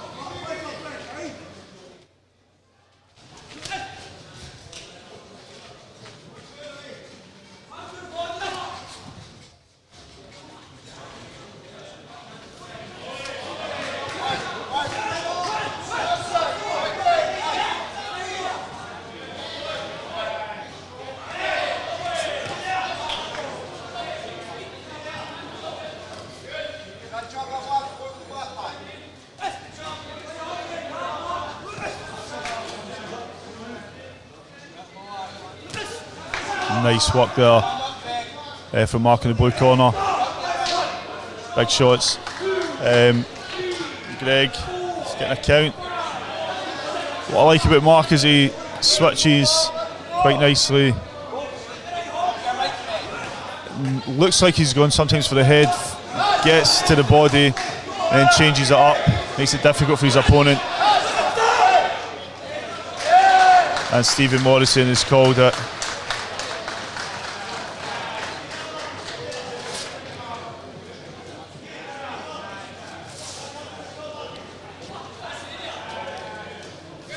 So I feel as if as a spectator at least, need to agree with the referee there. I think Mark just showed his skill and ability, which was obviously it was really nice to see. It's nice to see a boxer that sometimes looked like he was going for the body, but then going for the head. So let's get the official announcement. Vincent Keane is on the mic. Your referee has awarded the stop the contest in round number 1. And the winner is now through to the semi-final of the 71 kilogram elite division. In the blue corner, Mark Johnson. Ladies and gentlemen, keep your applause open as opponent Greg Patterson. So done to both boxers there, but very, very impressive from Mark Johnson. Hi guys, you're watching Boxing Scotland's Youth and Elite Championships here at Ravenscraig Sport facility, my name is Jamie O'Neill. We're on bout number 15. We're in ring number 2 today. There is a link available in the chat if you're looking for ring number 1. You can check out JATVScotland.com/JATVLive to watch all the action back. So coming up now, we've got Fraser Edwards, Couple Ali, then we have Ahmed Saleh, Harry McGrenor, then Lewis Fleming, Kieran Bergen, Aaron Devine, Jack Grieve, then Alex Arthur, Mohammed Zakaria, and then there's a few walkovers, and then finally it'll be Nathan Tart and George Carson. So not a huge amount of bouts left, but thank you so much everyone that's watching online. Don't forget you can email inquiries at boxingscotland.com if you do want to sponsor future events. We could have your logos and all sorts all over the place. I'll show you how that could look. So you could do something possibly like this. Get your logo in between. I did have all the names set up because there's so many walkovers. It was going to be absolutely crazy to get all the names up. Let's switch to Vincent Keane on the mic so he introduces both boxers.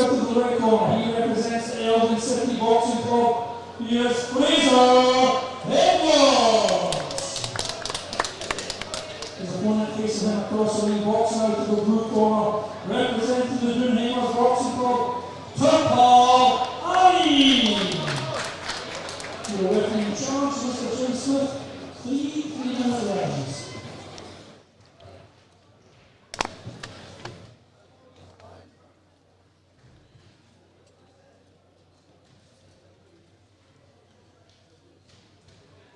This is Fraser Edwards in the red corner, Couple Ali in the blue, Elgin and Dunhamers.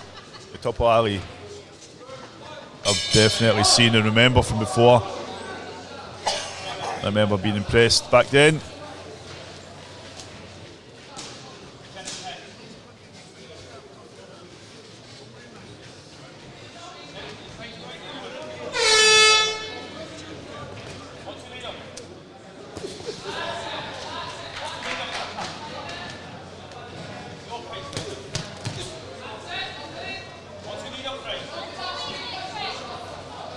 Two big shots coming early from each. Couple just needs to watch the response from Fraser as he opens up. And likewise, Fraser needs to just be wary of the hands coming back. Couple is using that ring wisely. Fraser using the jab to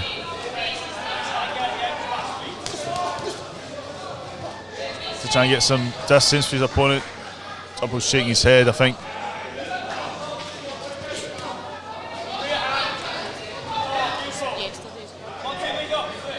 I think Fraser is trying to use that jab to get in to his opponent.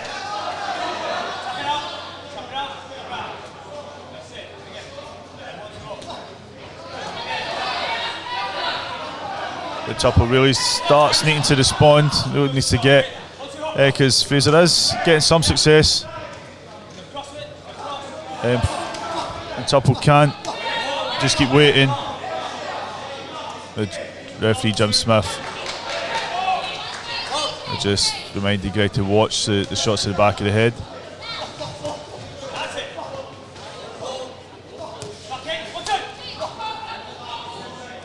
I think Couple does need to be a bit more busier.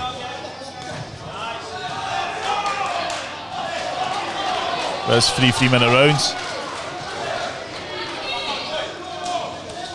Couple does look in some control.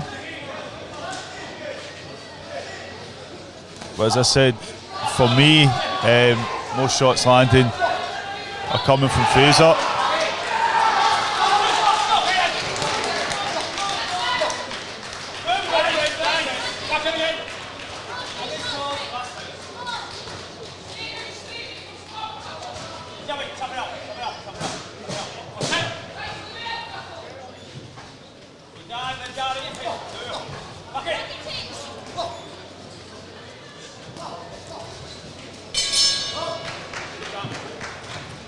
Great first round there.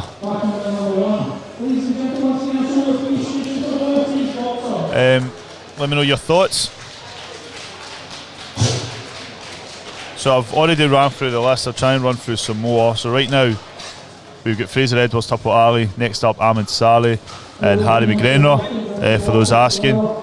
Then right after that will be Lewis Fleming and Kieran Bergen. Then Aaron Devine, Jack Grieve, Alex Arthur and Mohamed Zakaria. And then finally, Nathan Tarr and George Carson.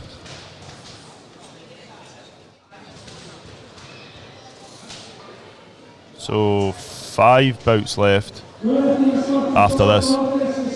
You see my head twitching as I was counting them up.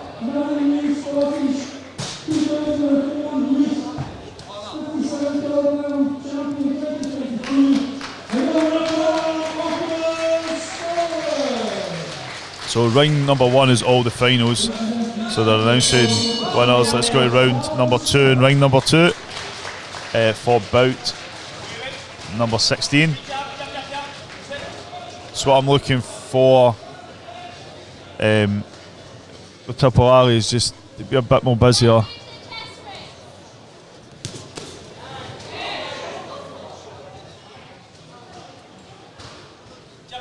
I think Fraser's corner said, someone said don't be too desperate. I think he does get that enthusiasm, and he has, for me, thrown a lot more. Tupper Ali does seem a bit more composed, but I'd be looking for him just to step up a wee bit more, get back in there, get a few shots, more shots landed.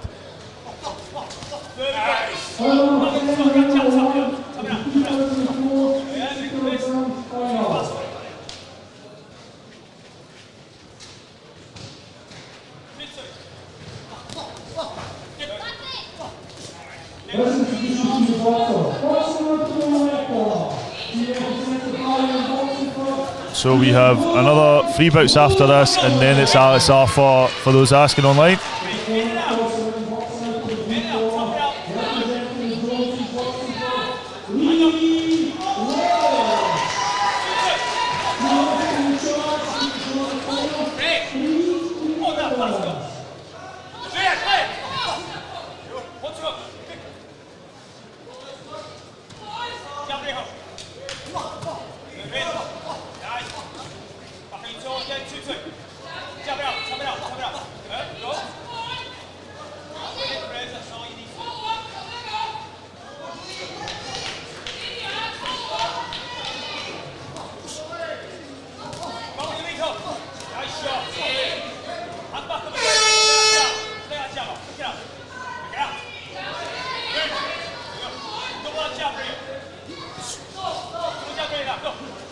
I think we're slowly getting to the point now that I was suspecting with Tatum.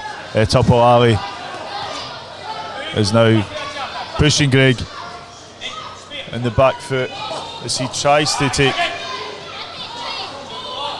an offensive approach to this bout. I think he did, having that composure in round 1, did save his energy, but he looks a bit frustrated with himself. Because Greg is doing well,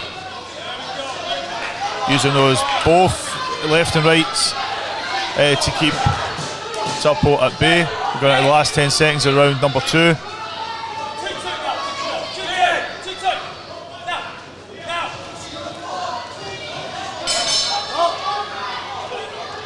Oh, a good round there.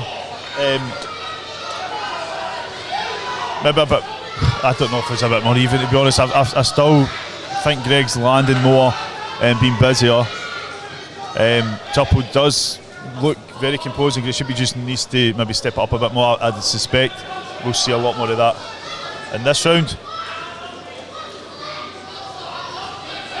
So, ladies and gentlemen, you're watching Boxing Scotland's Youth and Elite Championships. You can check out jatvscotland.com/JTVLive for both the round 1 and round 2. I think there's about 3 or 4 bouts left in round number 1. We're here in ring number 2. And we are switching back now to our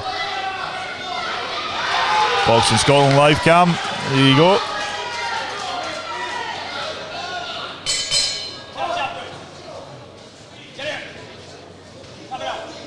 This is the third and final round.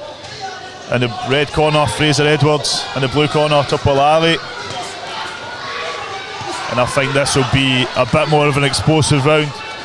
It's Tupper Ali, who's been saving his energy for much of this bout. And he's going to now unleash big shots. It's just whether or not he can break through. Greg has used that jab well, especially in round number 2. But Tupper does have very good head movement. And now he looks like he's chasing a big finish with these big shots coming in, really hounding his opponent down.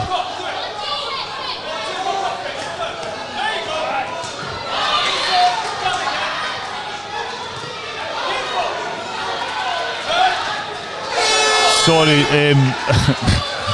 I keep the way I was looking at his Fraser Edwards in the ring.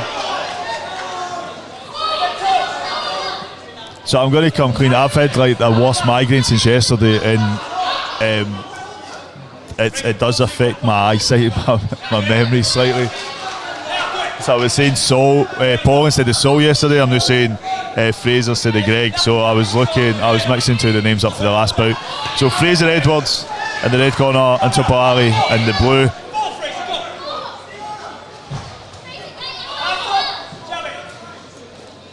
Thanks for pointing out Fraser Knowles, another Fraser.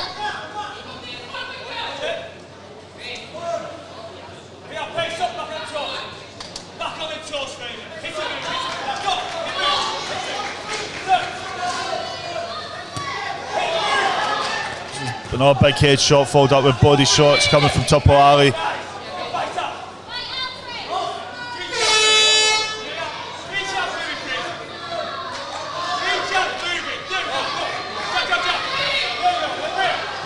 Fraser still using that jab well.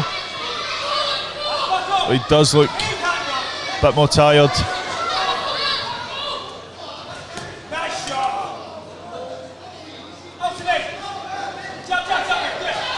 I think that was more of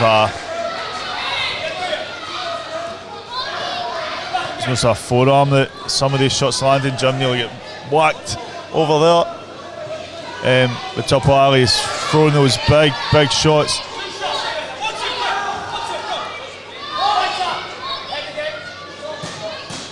The last 10 seconds around number 3. For me, Fraser's done well throughout round 1 and 2. I was suspecting Tupper Ali to come into round number 3 explosive, but has he done enough? What's your thoughts if you're watching online? Let me know.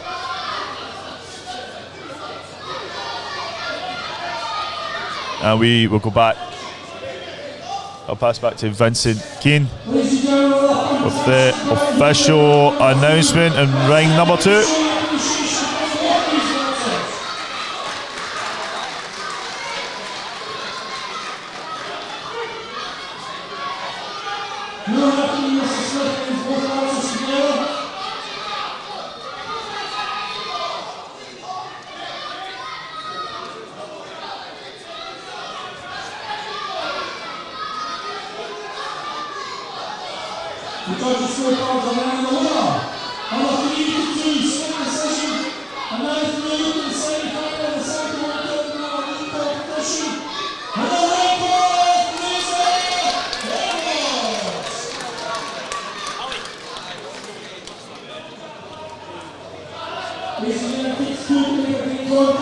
So there you go.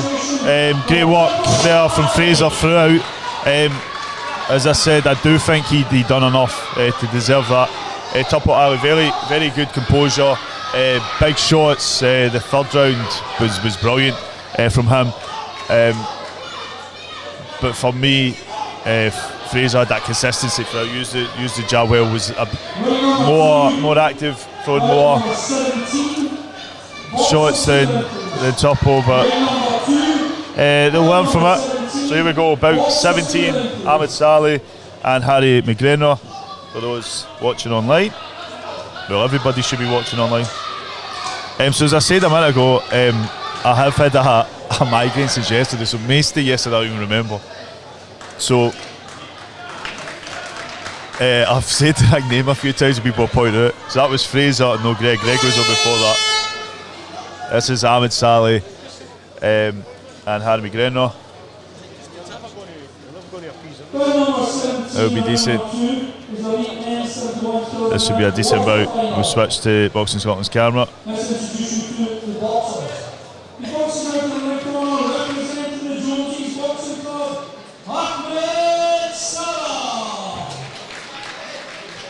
Facing him across the ring, boxing out of the blue corner, representing the Rob Roy Boxing Club, Harry McGregor. Your referee in charge, Mr. George Brown. 3-minute rounds.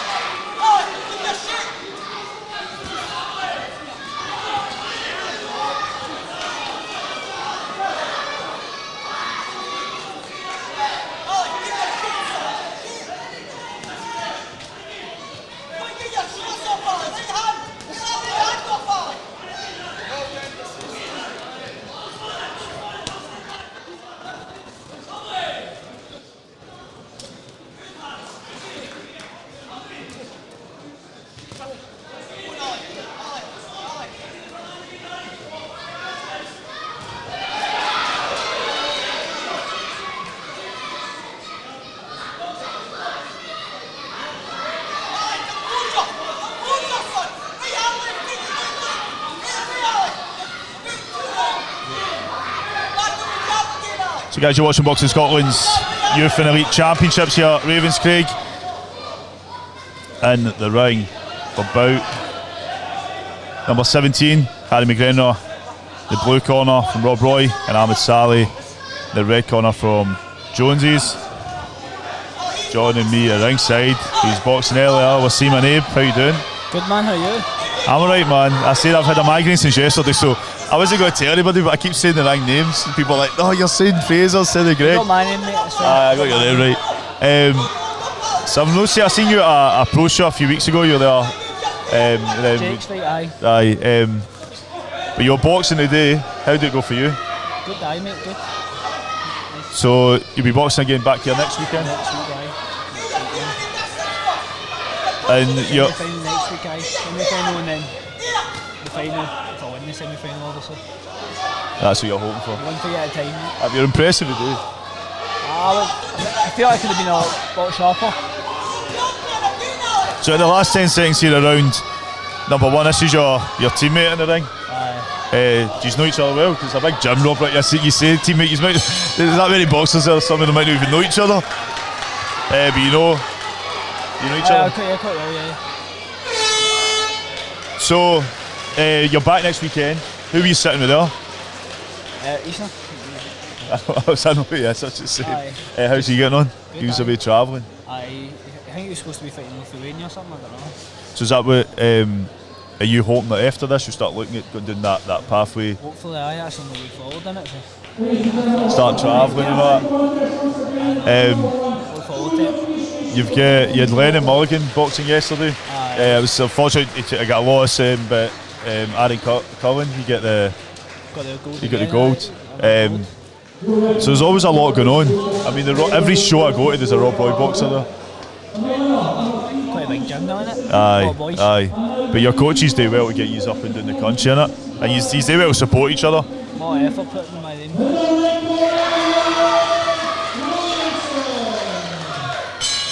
So your brother, Shoaib, is your brother? Aye, he's my brother.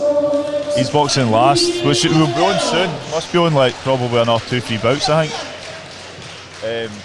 I think the next one in round 1 is Shazman and Tyler. I actually want to watch that. There's a few I wanted to watch, but I'm in this round. That'll be a good fight. Shazman and Tyler. And then Zach McGuckin, I seen him yesterday. Paul Duffy, Rob Roy, and then Corey Reza, and then Shoaib for about 14. So since the last time I seen you, what have you been up to? Man, obviously I'm studying as well part time and then working for all over the place. Working, studying, training. Yeah, that's. You still doing it? Was it when I was talking to Cash? You dropped you off at dinner. We were talking about the early morning runs. I think you were up at what time? 6 o'clock that morning. Or 6 something? o'clock, aye. I don't even know what 6 o'clock. I don't know what 6 o'clock looks like unless I've been out the night before. So I was saying that Ahmed Salah's all spotted our channel, but you were saying that Harry has a bit more composure. Ahmed's now trying to push him in the back foot, but sometimes there's a style with Rob Roy boxers where they try and lure their opponent in and then snap. Harry's got a really good jab, that's what it is. He's nice setting it up, nice composed style. And then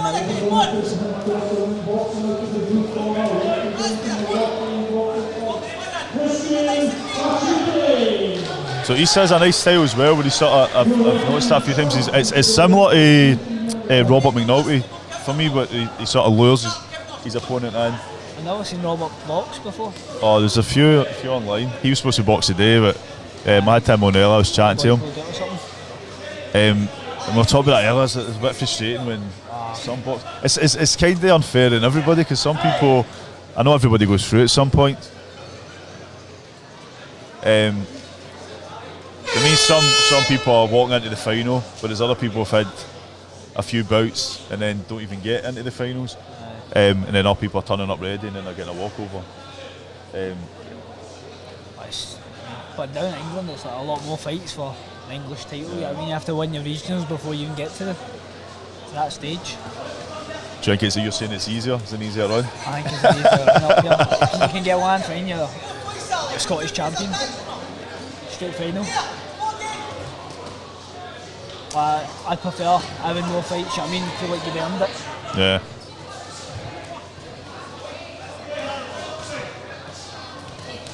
I just seen that wee nod there for Harry. Like, do you hear your coaches? You just don't in, don't Is you? it? That's the only voice you really hear. So I was going to say that sometimes it's like it's almost like telepathy or something. Sometimes the coach can be miles away, just shout something, then you see the boxers responding.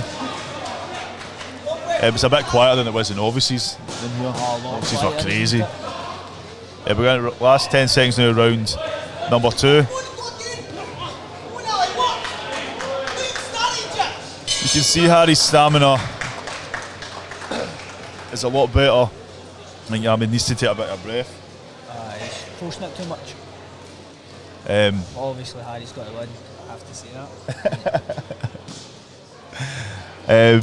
So guys, you're watching Box Scotland's Youth and Elite Championships here on JATV. This is ring number 2. My name's Jamie O'Neill. Joining me at ringside is Wasim Anaib, who was boxing earlier. He's happy that he's getting this easy run. So what are you going to be doing the rest of the weekend? Because the sun's it. You have to see if your brother. I'll go watch his fight first. How's your family feel with all these boxers? My mum wasn't too fond at the start, but now she's getting into it. Takes a while to get into it. I know we're talking about that with Cash as well. His family just like, boxing? What? When the money starts rolling in. It's quite new. Plus a lot, I mean, at that, we were at that pro show, and obviously the whole idea is different. People sometimes only see that. They don't see with the Olympic style boxing. There's a lot of respect that's taught in the ring. A lot of boxers that mature. Oh, that was my shot.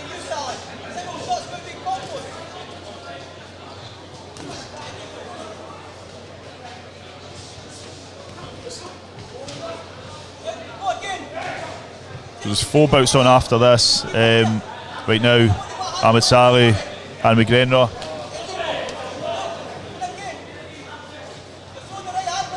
And Carrie just needs to be a bit more busier in this round. Land a few, and I think.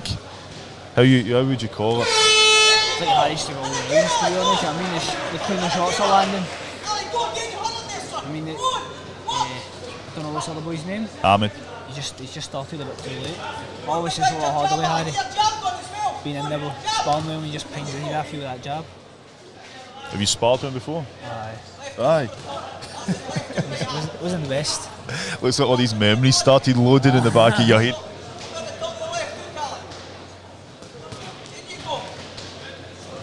I don't know how you do the commentary, honestly. It's hard to focus on.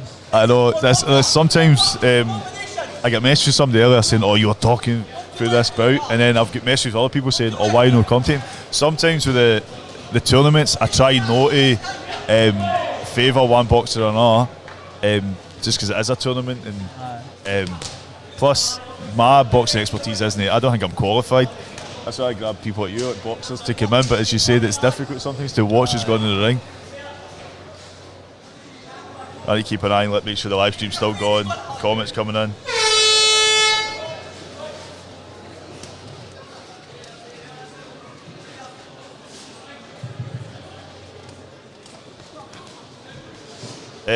Alright, so Toxic Smith, you're asking when Jackson. I went through this list about 5 times, right? So you've got 2 bouts left till Jackson. Next up is Lewis Fleming, Kieran Bergen, and then Aaron Devine and Jack Reeve. Alex Arthur, Mohamed Zakaria, and then finally is Nathan Tarr and George Carson. So as we were just talking, there's a lot going on. I can't just keep an eye on the comments sometimes because you don't really talk that much. We had to bar a few people during the novices. Because some people just take the piss, man. But do you know it's my show, so if you don't like it, pay for a ticket, come watch.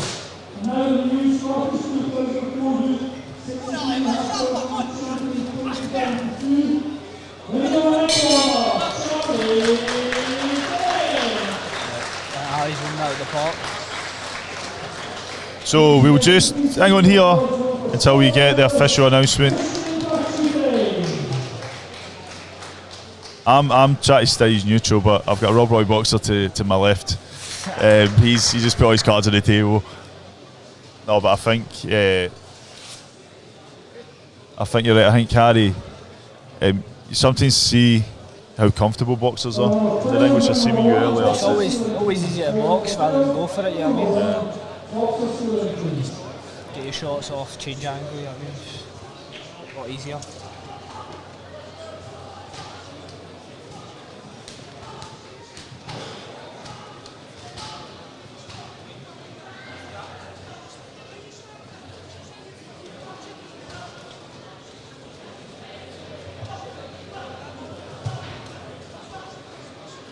So I'm just learning what's going on in ring number 1 as well sometimes. Your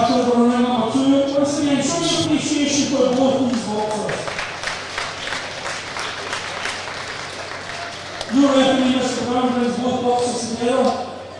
The winner on a unanimous decision and now through to the semi-final is 71 kg weight men's contest.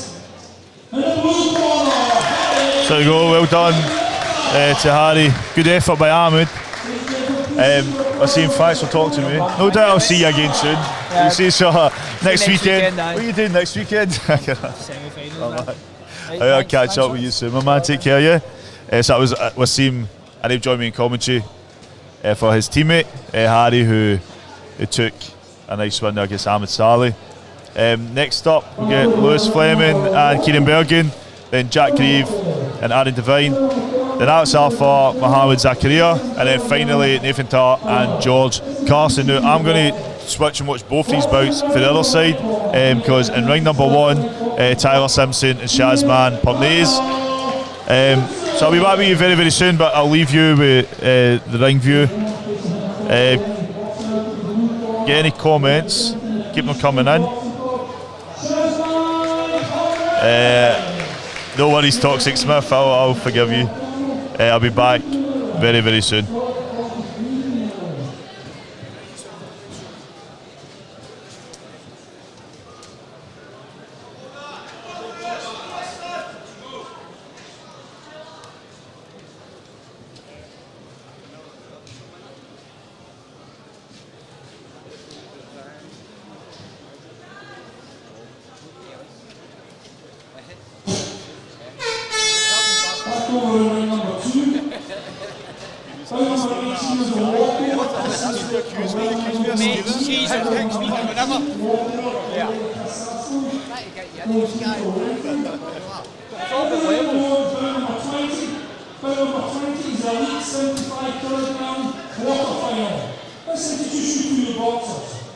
Boxing out of the red corner, he represents the Denby Boxing Club. He is Lewis Fleming.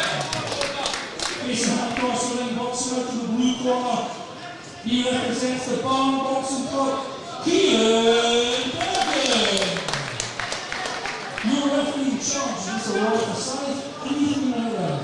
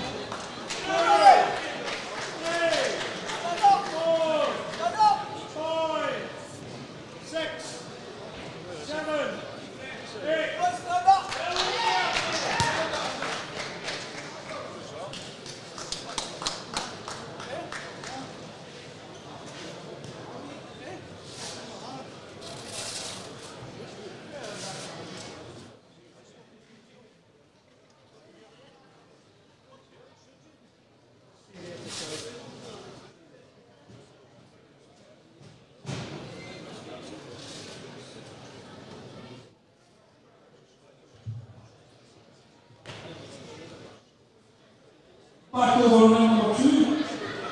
Ladies and gentlemen, show your appreciation for both these boxers.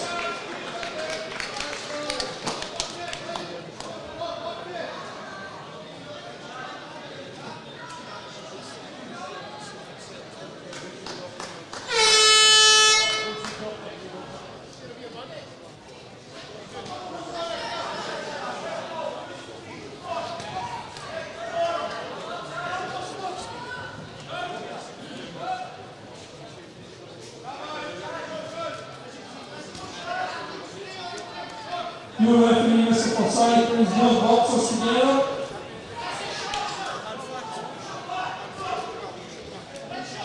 With the safety of both boxers in ring, your referee, Mr. Forsyth, has stopped the contest in the second round.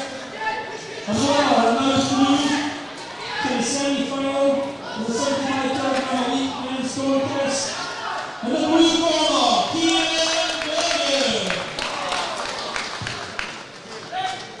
ladies and gentlemen, please show your appreciation for his opponent, Lewis Fleming.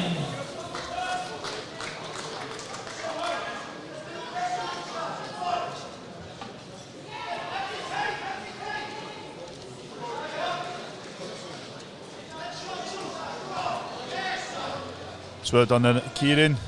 Ring number 2. Next up, Fight number 21. we get Bout number 21, Aaron Devine and Jack Grieve.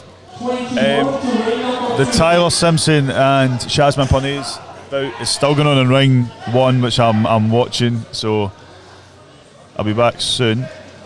Ace J Smith, yeah, Jack Grieve's making his way to his rank, the ring.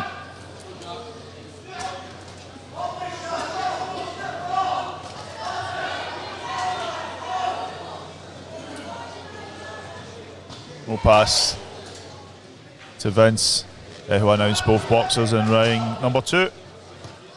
Fight number 21, ring number 2, is the elite men's 75 kg quarter final.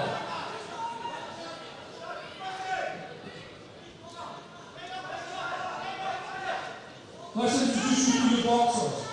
Boxing out of the red corner, he boxes for the Elgin City Boxing Club. He is Aaron Devine. Facing him across the ring, boxing out of the blue corner, representing the Garage Shields Boxing Club, Jack Grieve.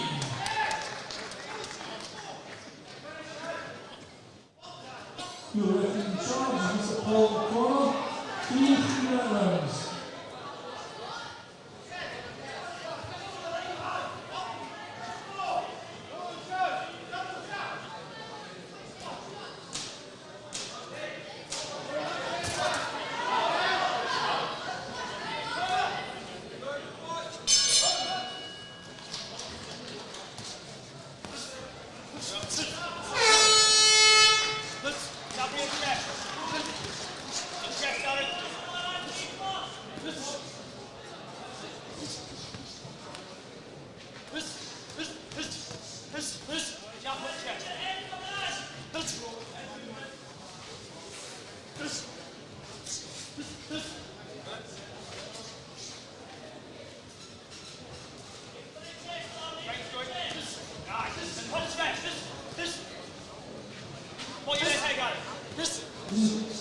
Please show your appreciation for both boxers in the ring.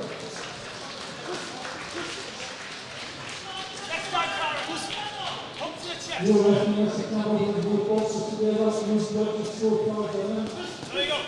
And the winner, a unanimous decision, and now the new Scottish 2004 Youth 67 kg champion 2022. And the red corner,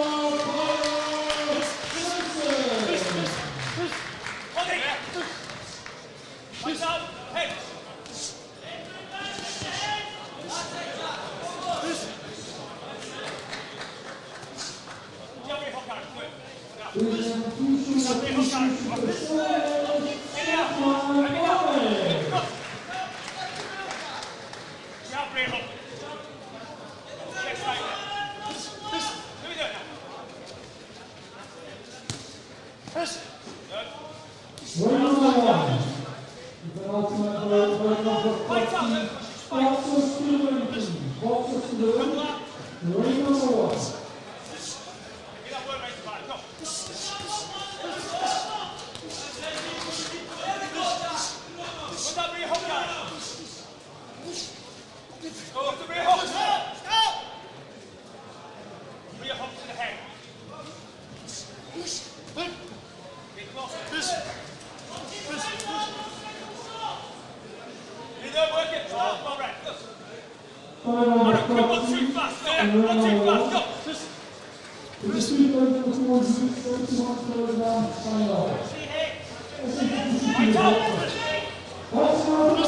That's a great bout for those watching online.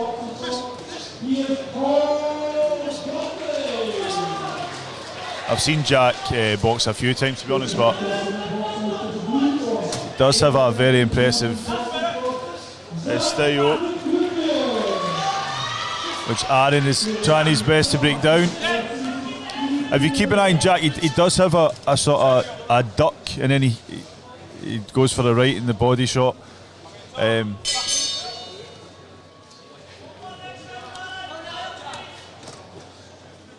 So what are your thoughts if you're watching online?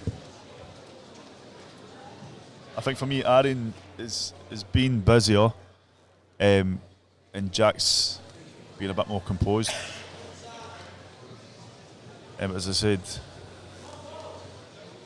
both guys get nice styles to watch. You're watching Box Scott's Youth and Elite Championships here at Ravenscraig Sporting Facility in Motherwell. My name is Jamie O'Neill, you're watching JTV. We are at ring number 2. And don't forget, you can catch up on jtvscotland.com/JTVLive and watch all the bouts back. And we return to ring number 2 for the second round of bout number 21. In the red corner, Aaron Devine. In the blue corner, Jack Grieve.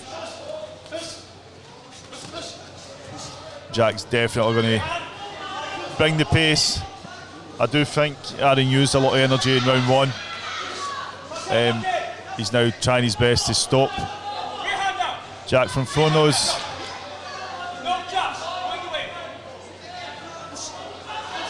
jabs. And as I said, he's got a nice wee right hook that lands to the body, which does its own damage. But Aaron again trying his best to be busier, and also try to shut Jack down. But Jack doing well to switch between that jab and that hook. Did take a left out of the head.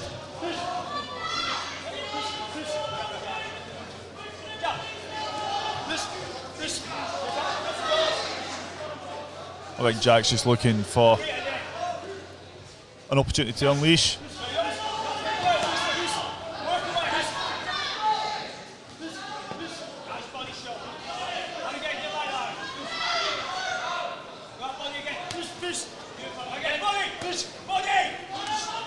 If you're watching online, thank you for supporting us.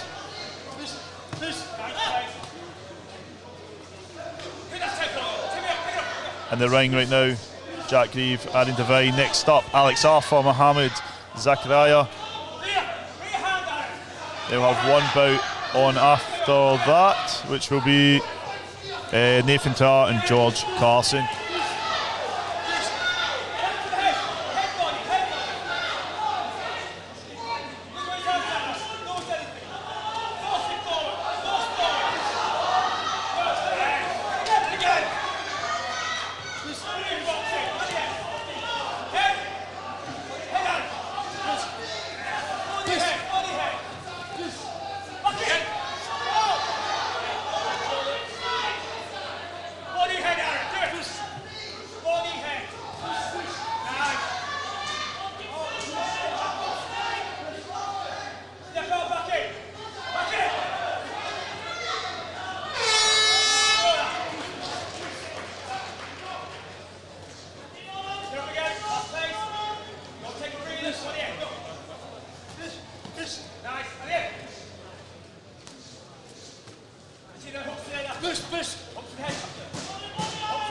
think Aaron's just been relentless, trying to push forward, trying his best not to give Jack the opportunity. But Aaron has used more energy, I think, going into this round. We need to see a lot more from Jackal in terms of landing.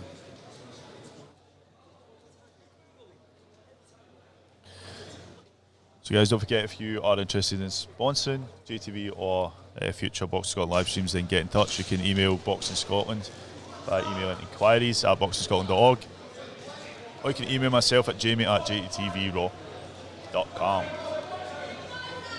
So 2 more bouts after this. That's all for Mohamed Zakaria, Nathan Dar and George Carson. We'll switch back to the Boxing Scotland ring cam, which the reason we use that is it is higher up, and it means that we don't catch people just standing in our way. You can see it.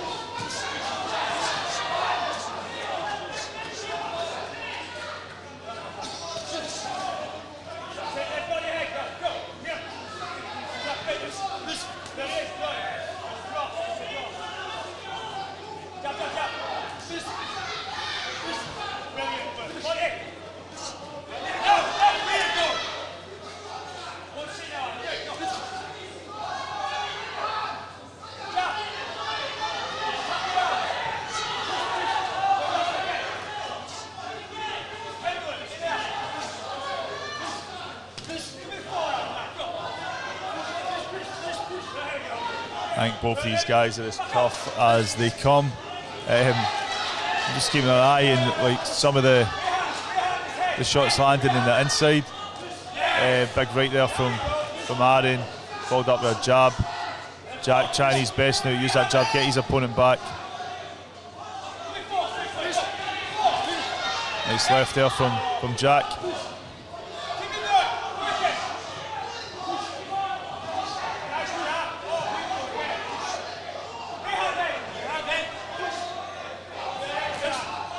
And Jack does reach out with his left. He is throwing 2 free jabs at a time. He's just saying try his best to keep that opponent back, but as I said, Aaron has been relentless throughout. Both guys in great shape.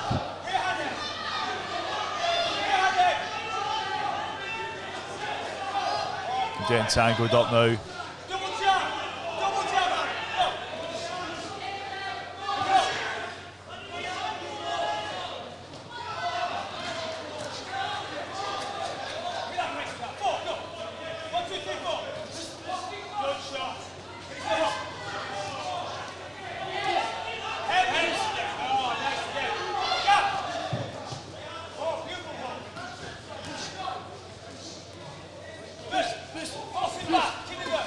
Danny Devine has came down from Elgin, with Jack boxing out of Gala Shields.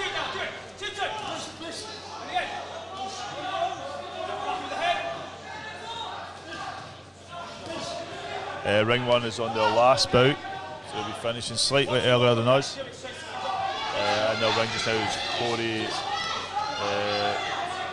Rizza and Shoaib Anaib. We spoke to Shoaib's brother. I'll be watching the bouts back later on.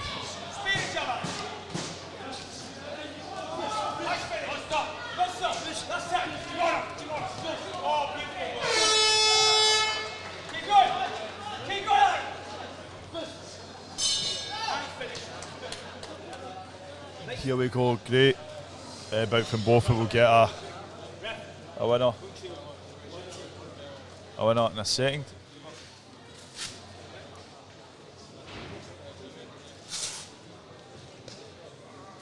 And your ring announcer, Vincent Keane,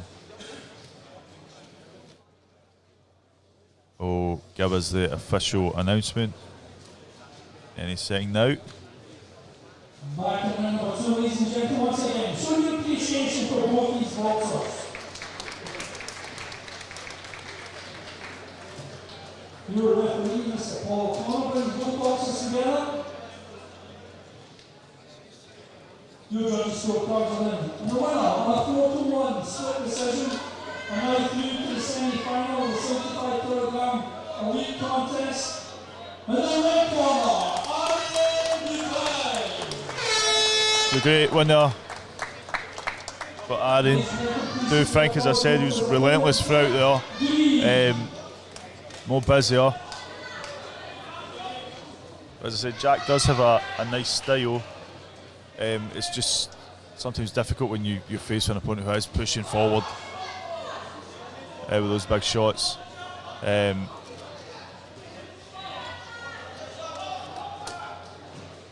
So 2 more bouts left. We've got bout 22. Stevie Morrison in the ring. And this is Alex Arthur in the red corner and Mohamed Zakaria in the blue.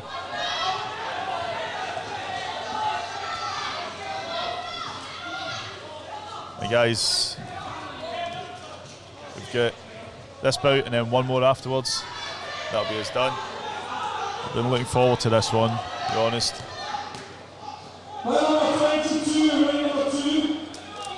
Your referee is Stevie Morrison.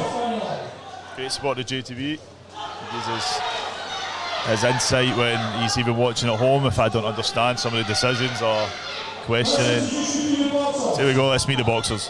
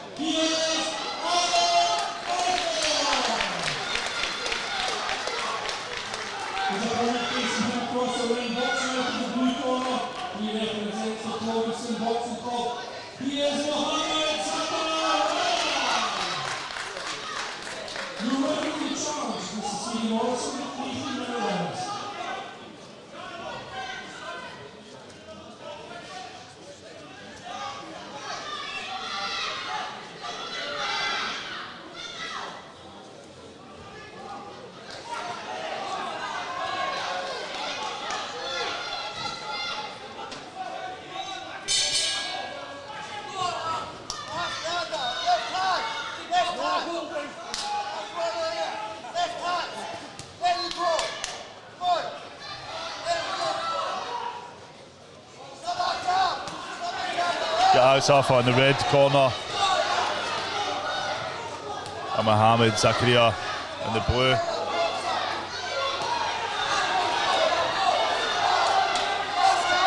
Mohamed really trying his best not to give Alex any space. But having watched Alex before, I know that he can work in the back foot if he needs to. He's our big guy, so when you're boxing at this level, sometimes some boxers just let their boxers punch themselves out, use all that energy. But seeing Mohamed Zakaria before, he has got good amount of stamina. But Alex, you can see his head movement there. I was just about to say he's grown up in the ring.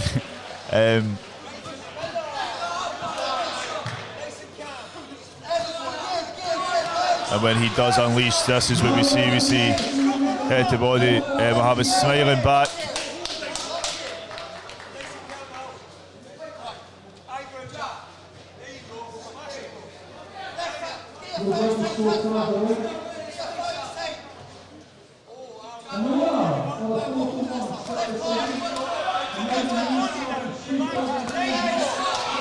Nice swap there from Alex.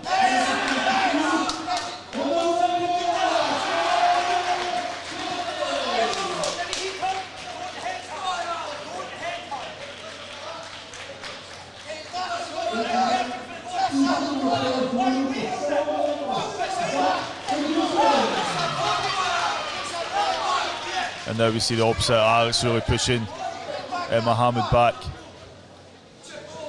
He's found his comfortability in the ring.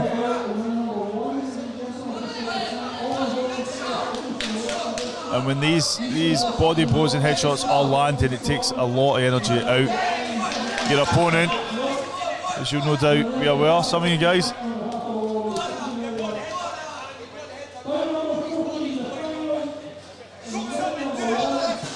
Alex now really taking control. This bit we'll go into the last 10 seconds of round number 1. Referee Stevie Morrison just keeping a close eye in the action. Here's the best view there. And there we go. So great first round there. Mohamed Zakaria, that's Arthur. Some people waited the whole day for this. I think Alex at the very beginning allowed Mohamed to sort of to push him, but halfway through that first round, for me, he took more control, unleashing a combination, the head, body, the landing a lot of clean shots. If you do watch it back, you can see when Mohamed was going for the headshots and jabs, great head movement there from Alex. As I said, he's grown up in the ring. I don't know too much about Mohamed Zakaria other than I've seen him box. I know he's a tough guy. I know he's got great stamina. So let's see how round number 2 goes.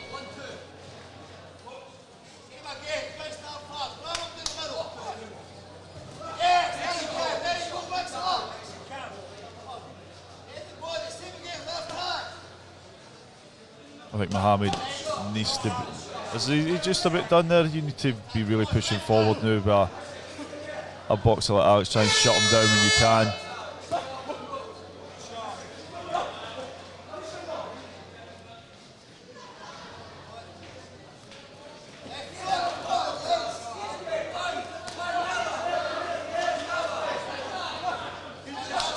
Alex is good at responding. Referee just warning Mohamed to keep an eye. The headshots coming in.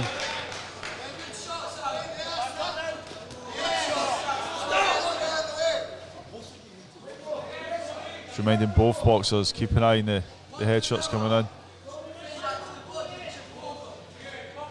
Alex is very eager a few times. The referee has had to exert some authority, just tell him to step back. It's almost like Mohamed's waiting for these shots to come in. He really needs to be pushing forward, trying to shut Alex down. I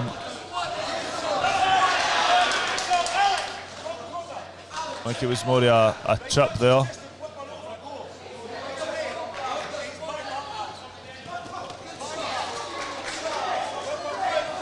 I mean, Mohamed does have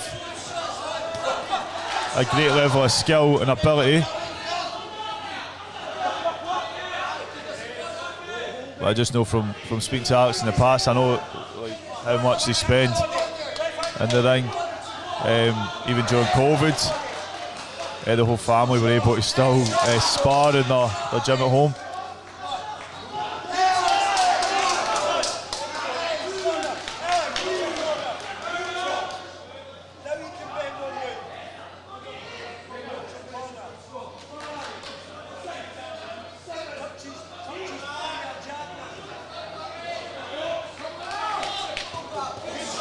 So Alex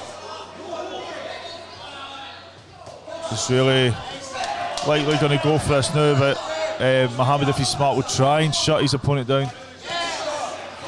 As I said, Mohamed himself does have that skill and ability to respond, but there's a lot cleaner jabs coming from Alex over the course of the 2 rounds. There are big headshots coming in. Last 10 seconds, round number 2. Nice big left there from Alex. So that's the end of round number 2. Let me know your thoughts. I'm just going to check up some of the comments when he's coming in. Hi to Megan Law supporting Mohamed.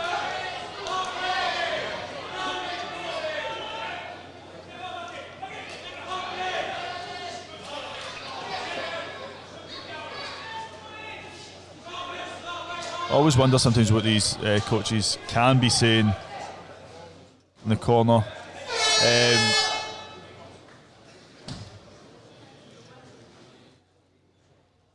Often wonder as well, for a boxer like Alex, is there an added pressure because obviously his family ties. Is there an added pressure to him? And then for his opponent, is there an added success in winning a bout against Alex Arthur? Now, we've seen this in round one. I think Muhammad is going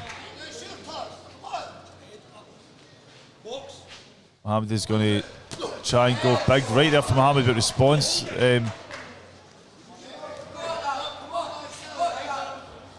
What I'm worried about is I don't want Muhammad to tire himself out, because if he's not got those arms up, Alex will unload, and he's been accurate throughout.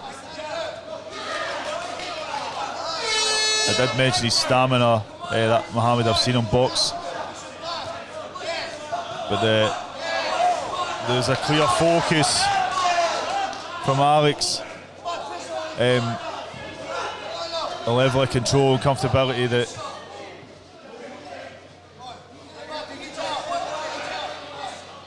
that you would expect, to be honest, from a boxer that's grown up.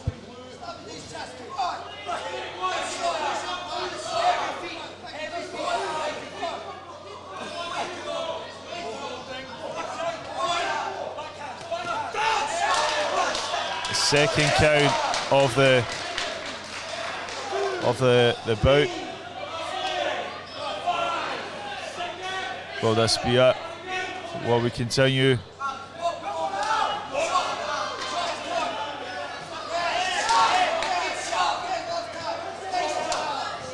Exactly what I suspected from when Muhammad came out. All guns blazing at the beginning of the round. He's now no getting his hands up, he's no blocking those shots coming in. And it's right where Alex probably wants him, where he can land these big shots in. We've seen 2 counts throughout the bout. Referee, well, watch now. It's not that he's not responding. These big left and rights there coming from Muhammad, but big shots coming back from Alex. This is what an amazing bout this is. These two guys really digging deep.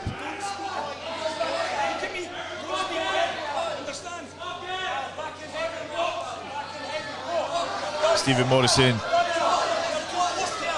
it's one of these officials, he notices everything, he sees everything. He's very, very good. Given the advice he's given the boxers is to help them as well. Alex unloading now. Last 10 seconds now, round number 3.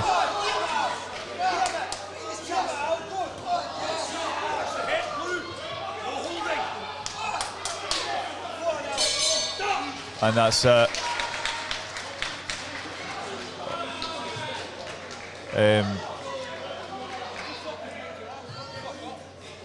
It's sad to see that at the end of a bout.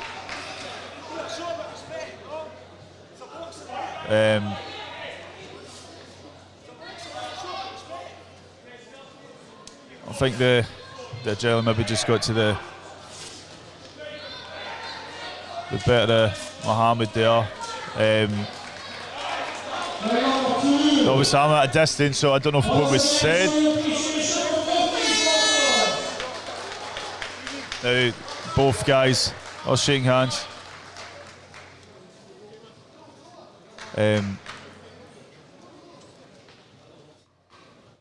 What Alex did, approached his opponent, and he pushed him off.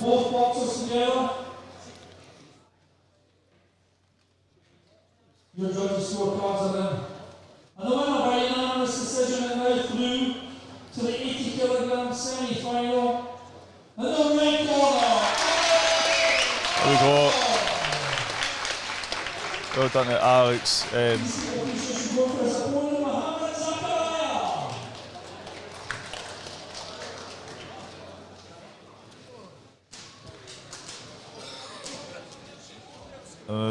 There is times when boxers will get frustrated, no doubt. Just before the last bout, we'll go over this.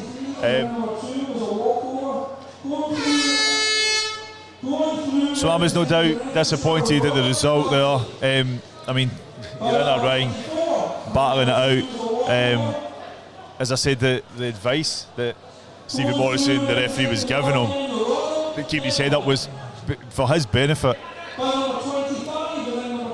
I won't comment any further. That's what it is. Both boxers shook hands at the end. You can't blame a boxer for feeling upset, annoyed.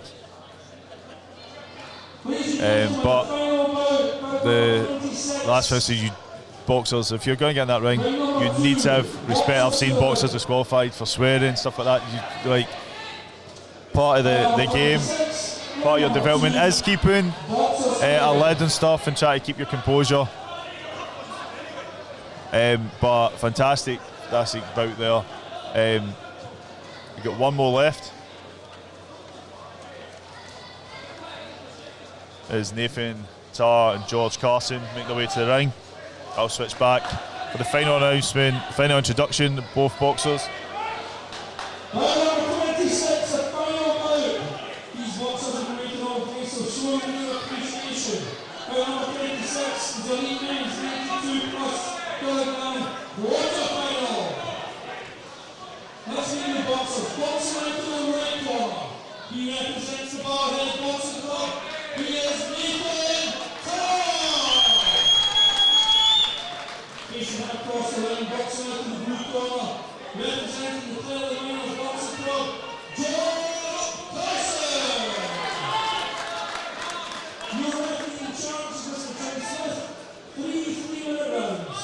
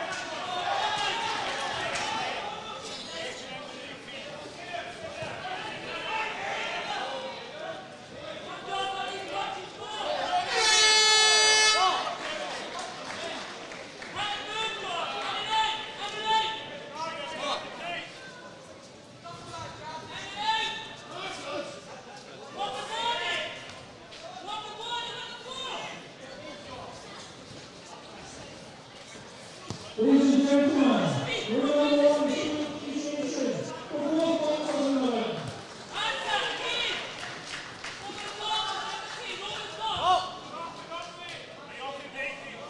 Your referee is chosen to be both boxers to be on the so far the ring. Another 14-man split decision, and now the new Scottish shooters before you, 83rd and 17th, 2022. And the right corner.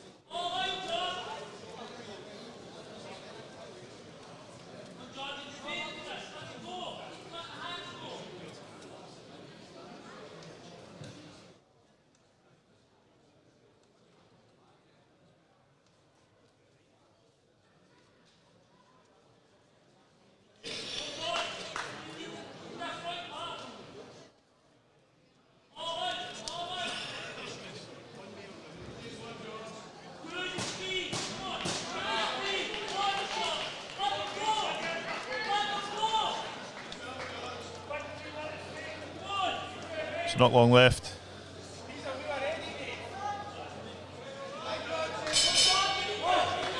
Anyway, there's people discussing the last bout.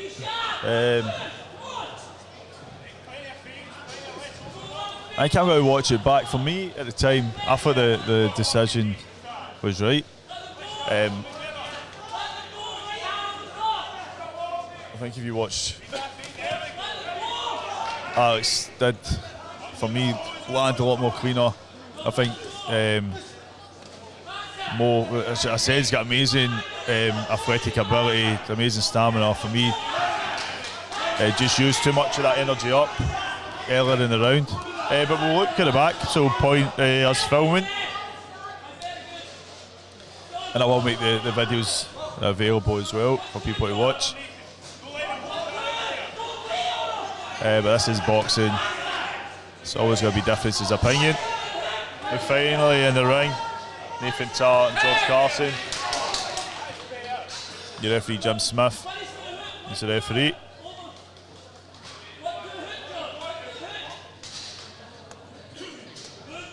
And then we'll be back next Saturday where we have one ring.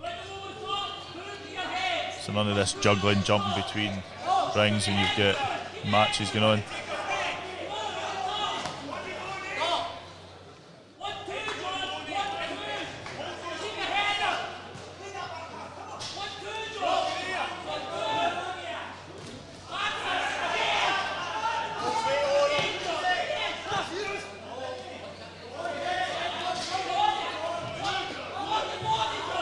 Guys, you're watching the last bout number 26 in ring number 2 of day number 2 of the Boxing Scotland Youth and Elite Championships. We get Nathan Tarr in the red corner, George Carson in the blue. My name is Jamie O'Neill. You've been watching JATVLive's coverage on our YouTube channel. You can check back jtvscotland.com/JATVLive. For both the rings, you can watch all the action back in the comfort of your own home or wherever you want to watch. You could be in the moon for all I know or all I care.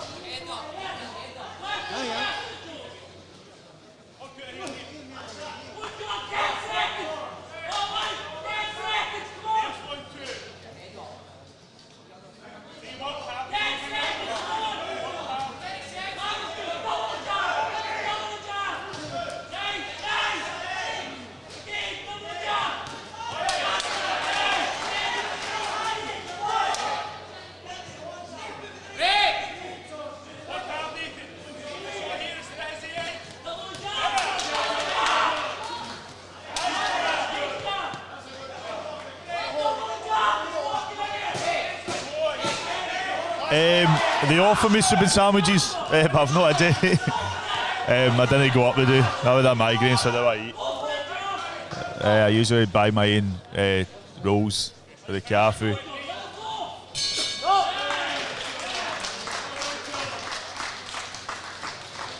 So that's us for about 26. We'll go with the official announcement.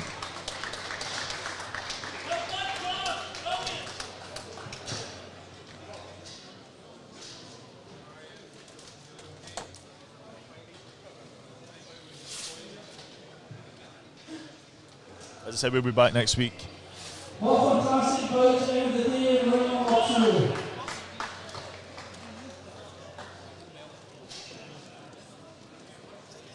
Your referee, Mr. Jim Smith, needs both boxers together. The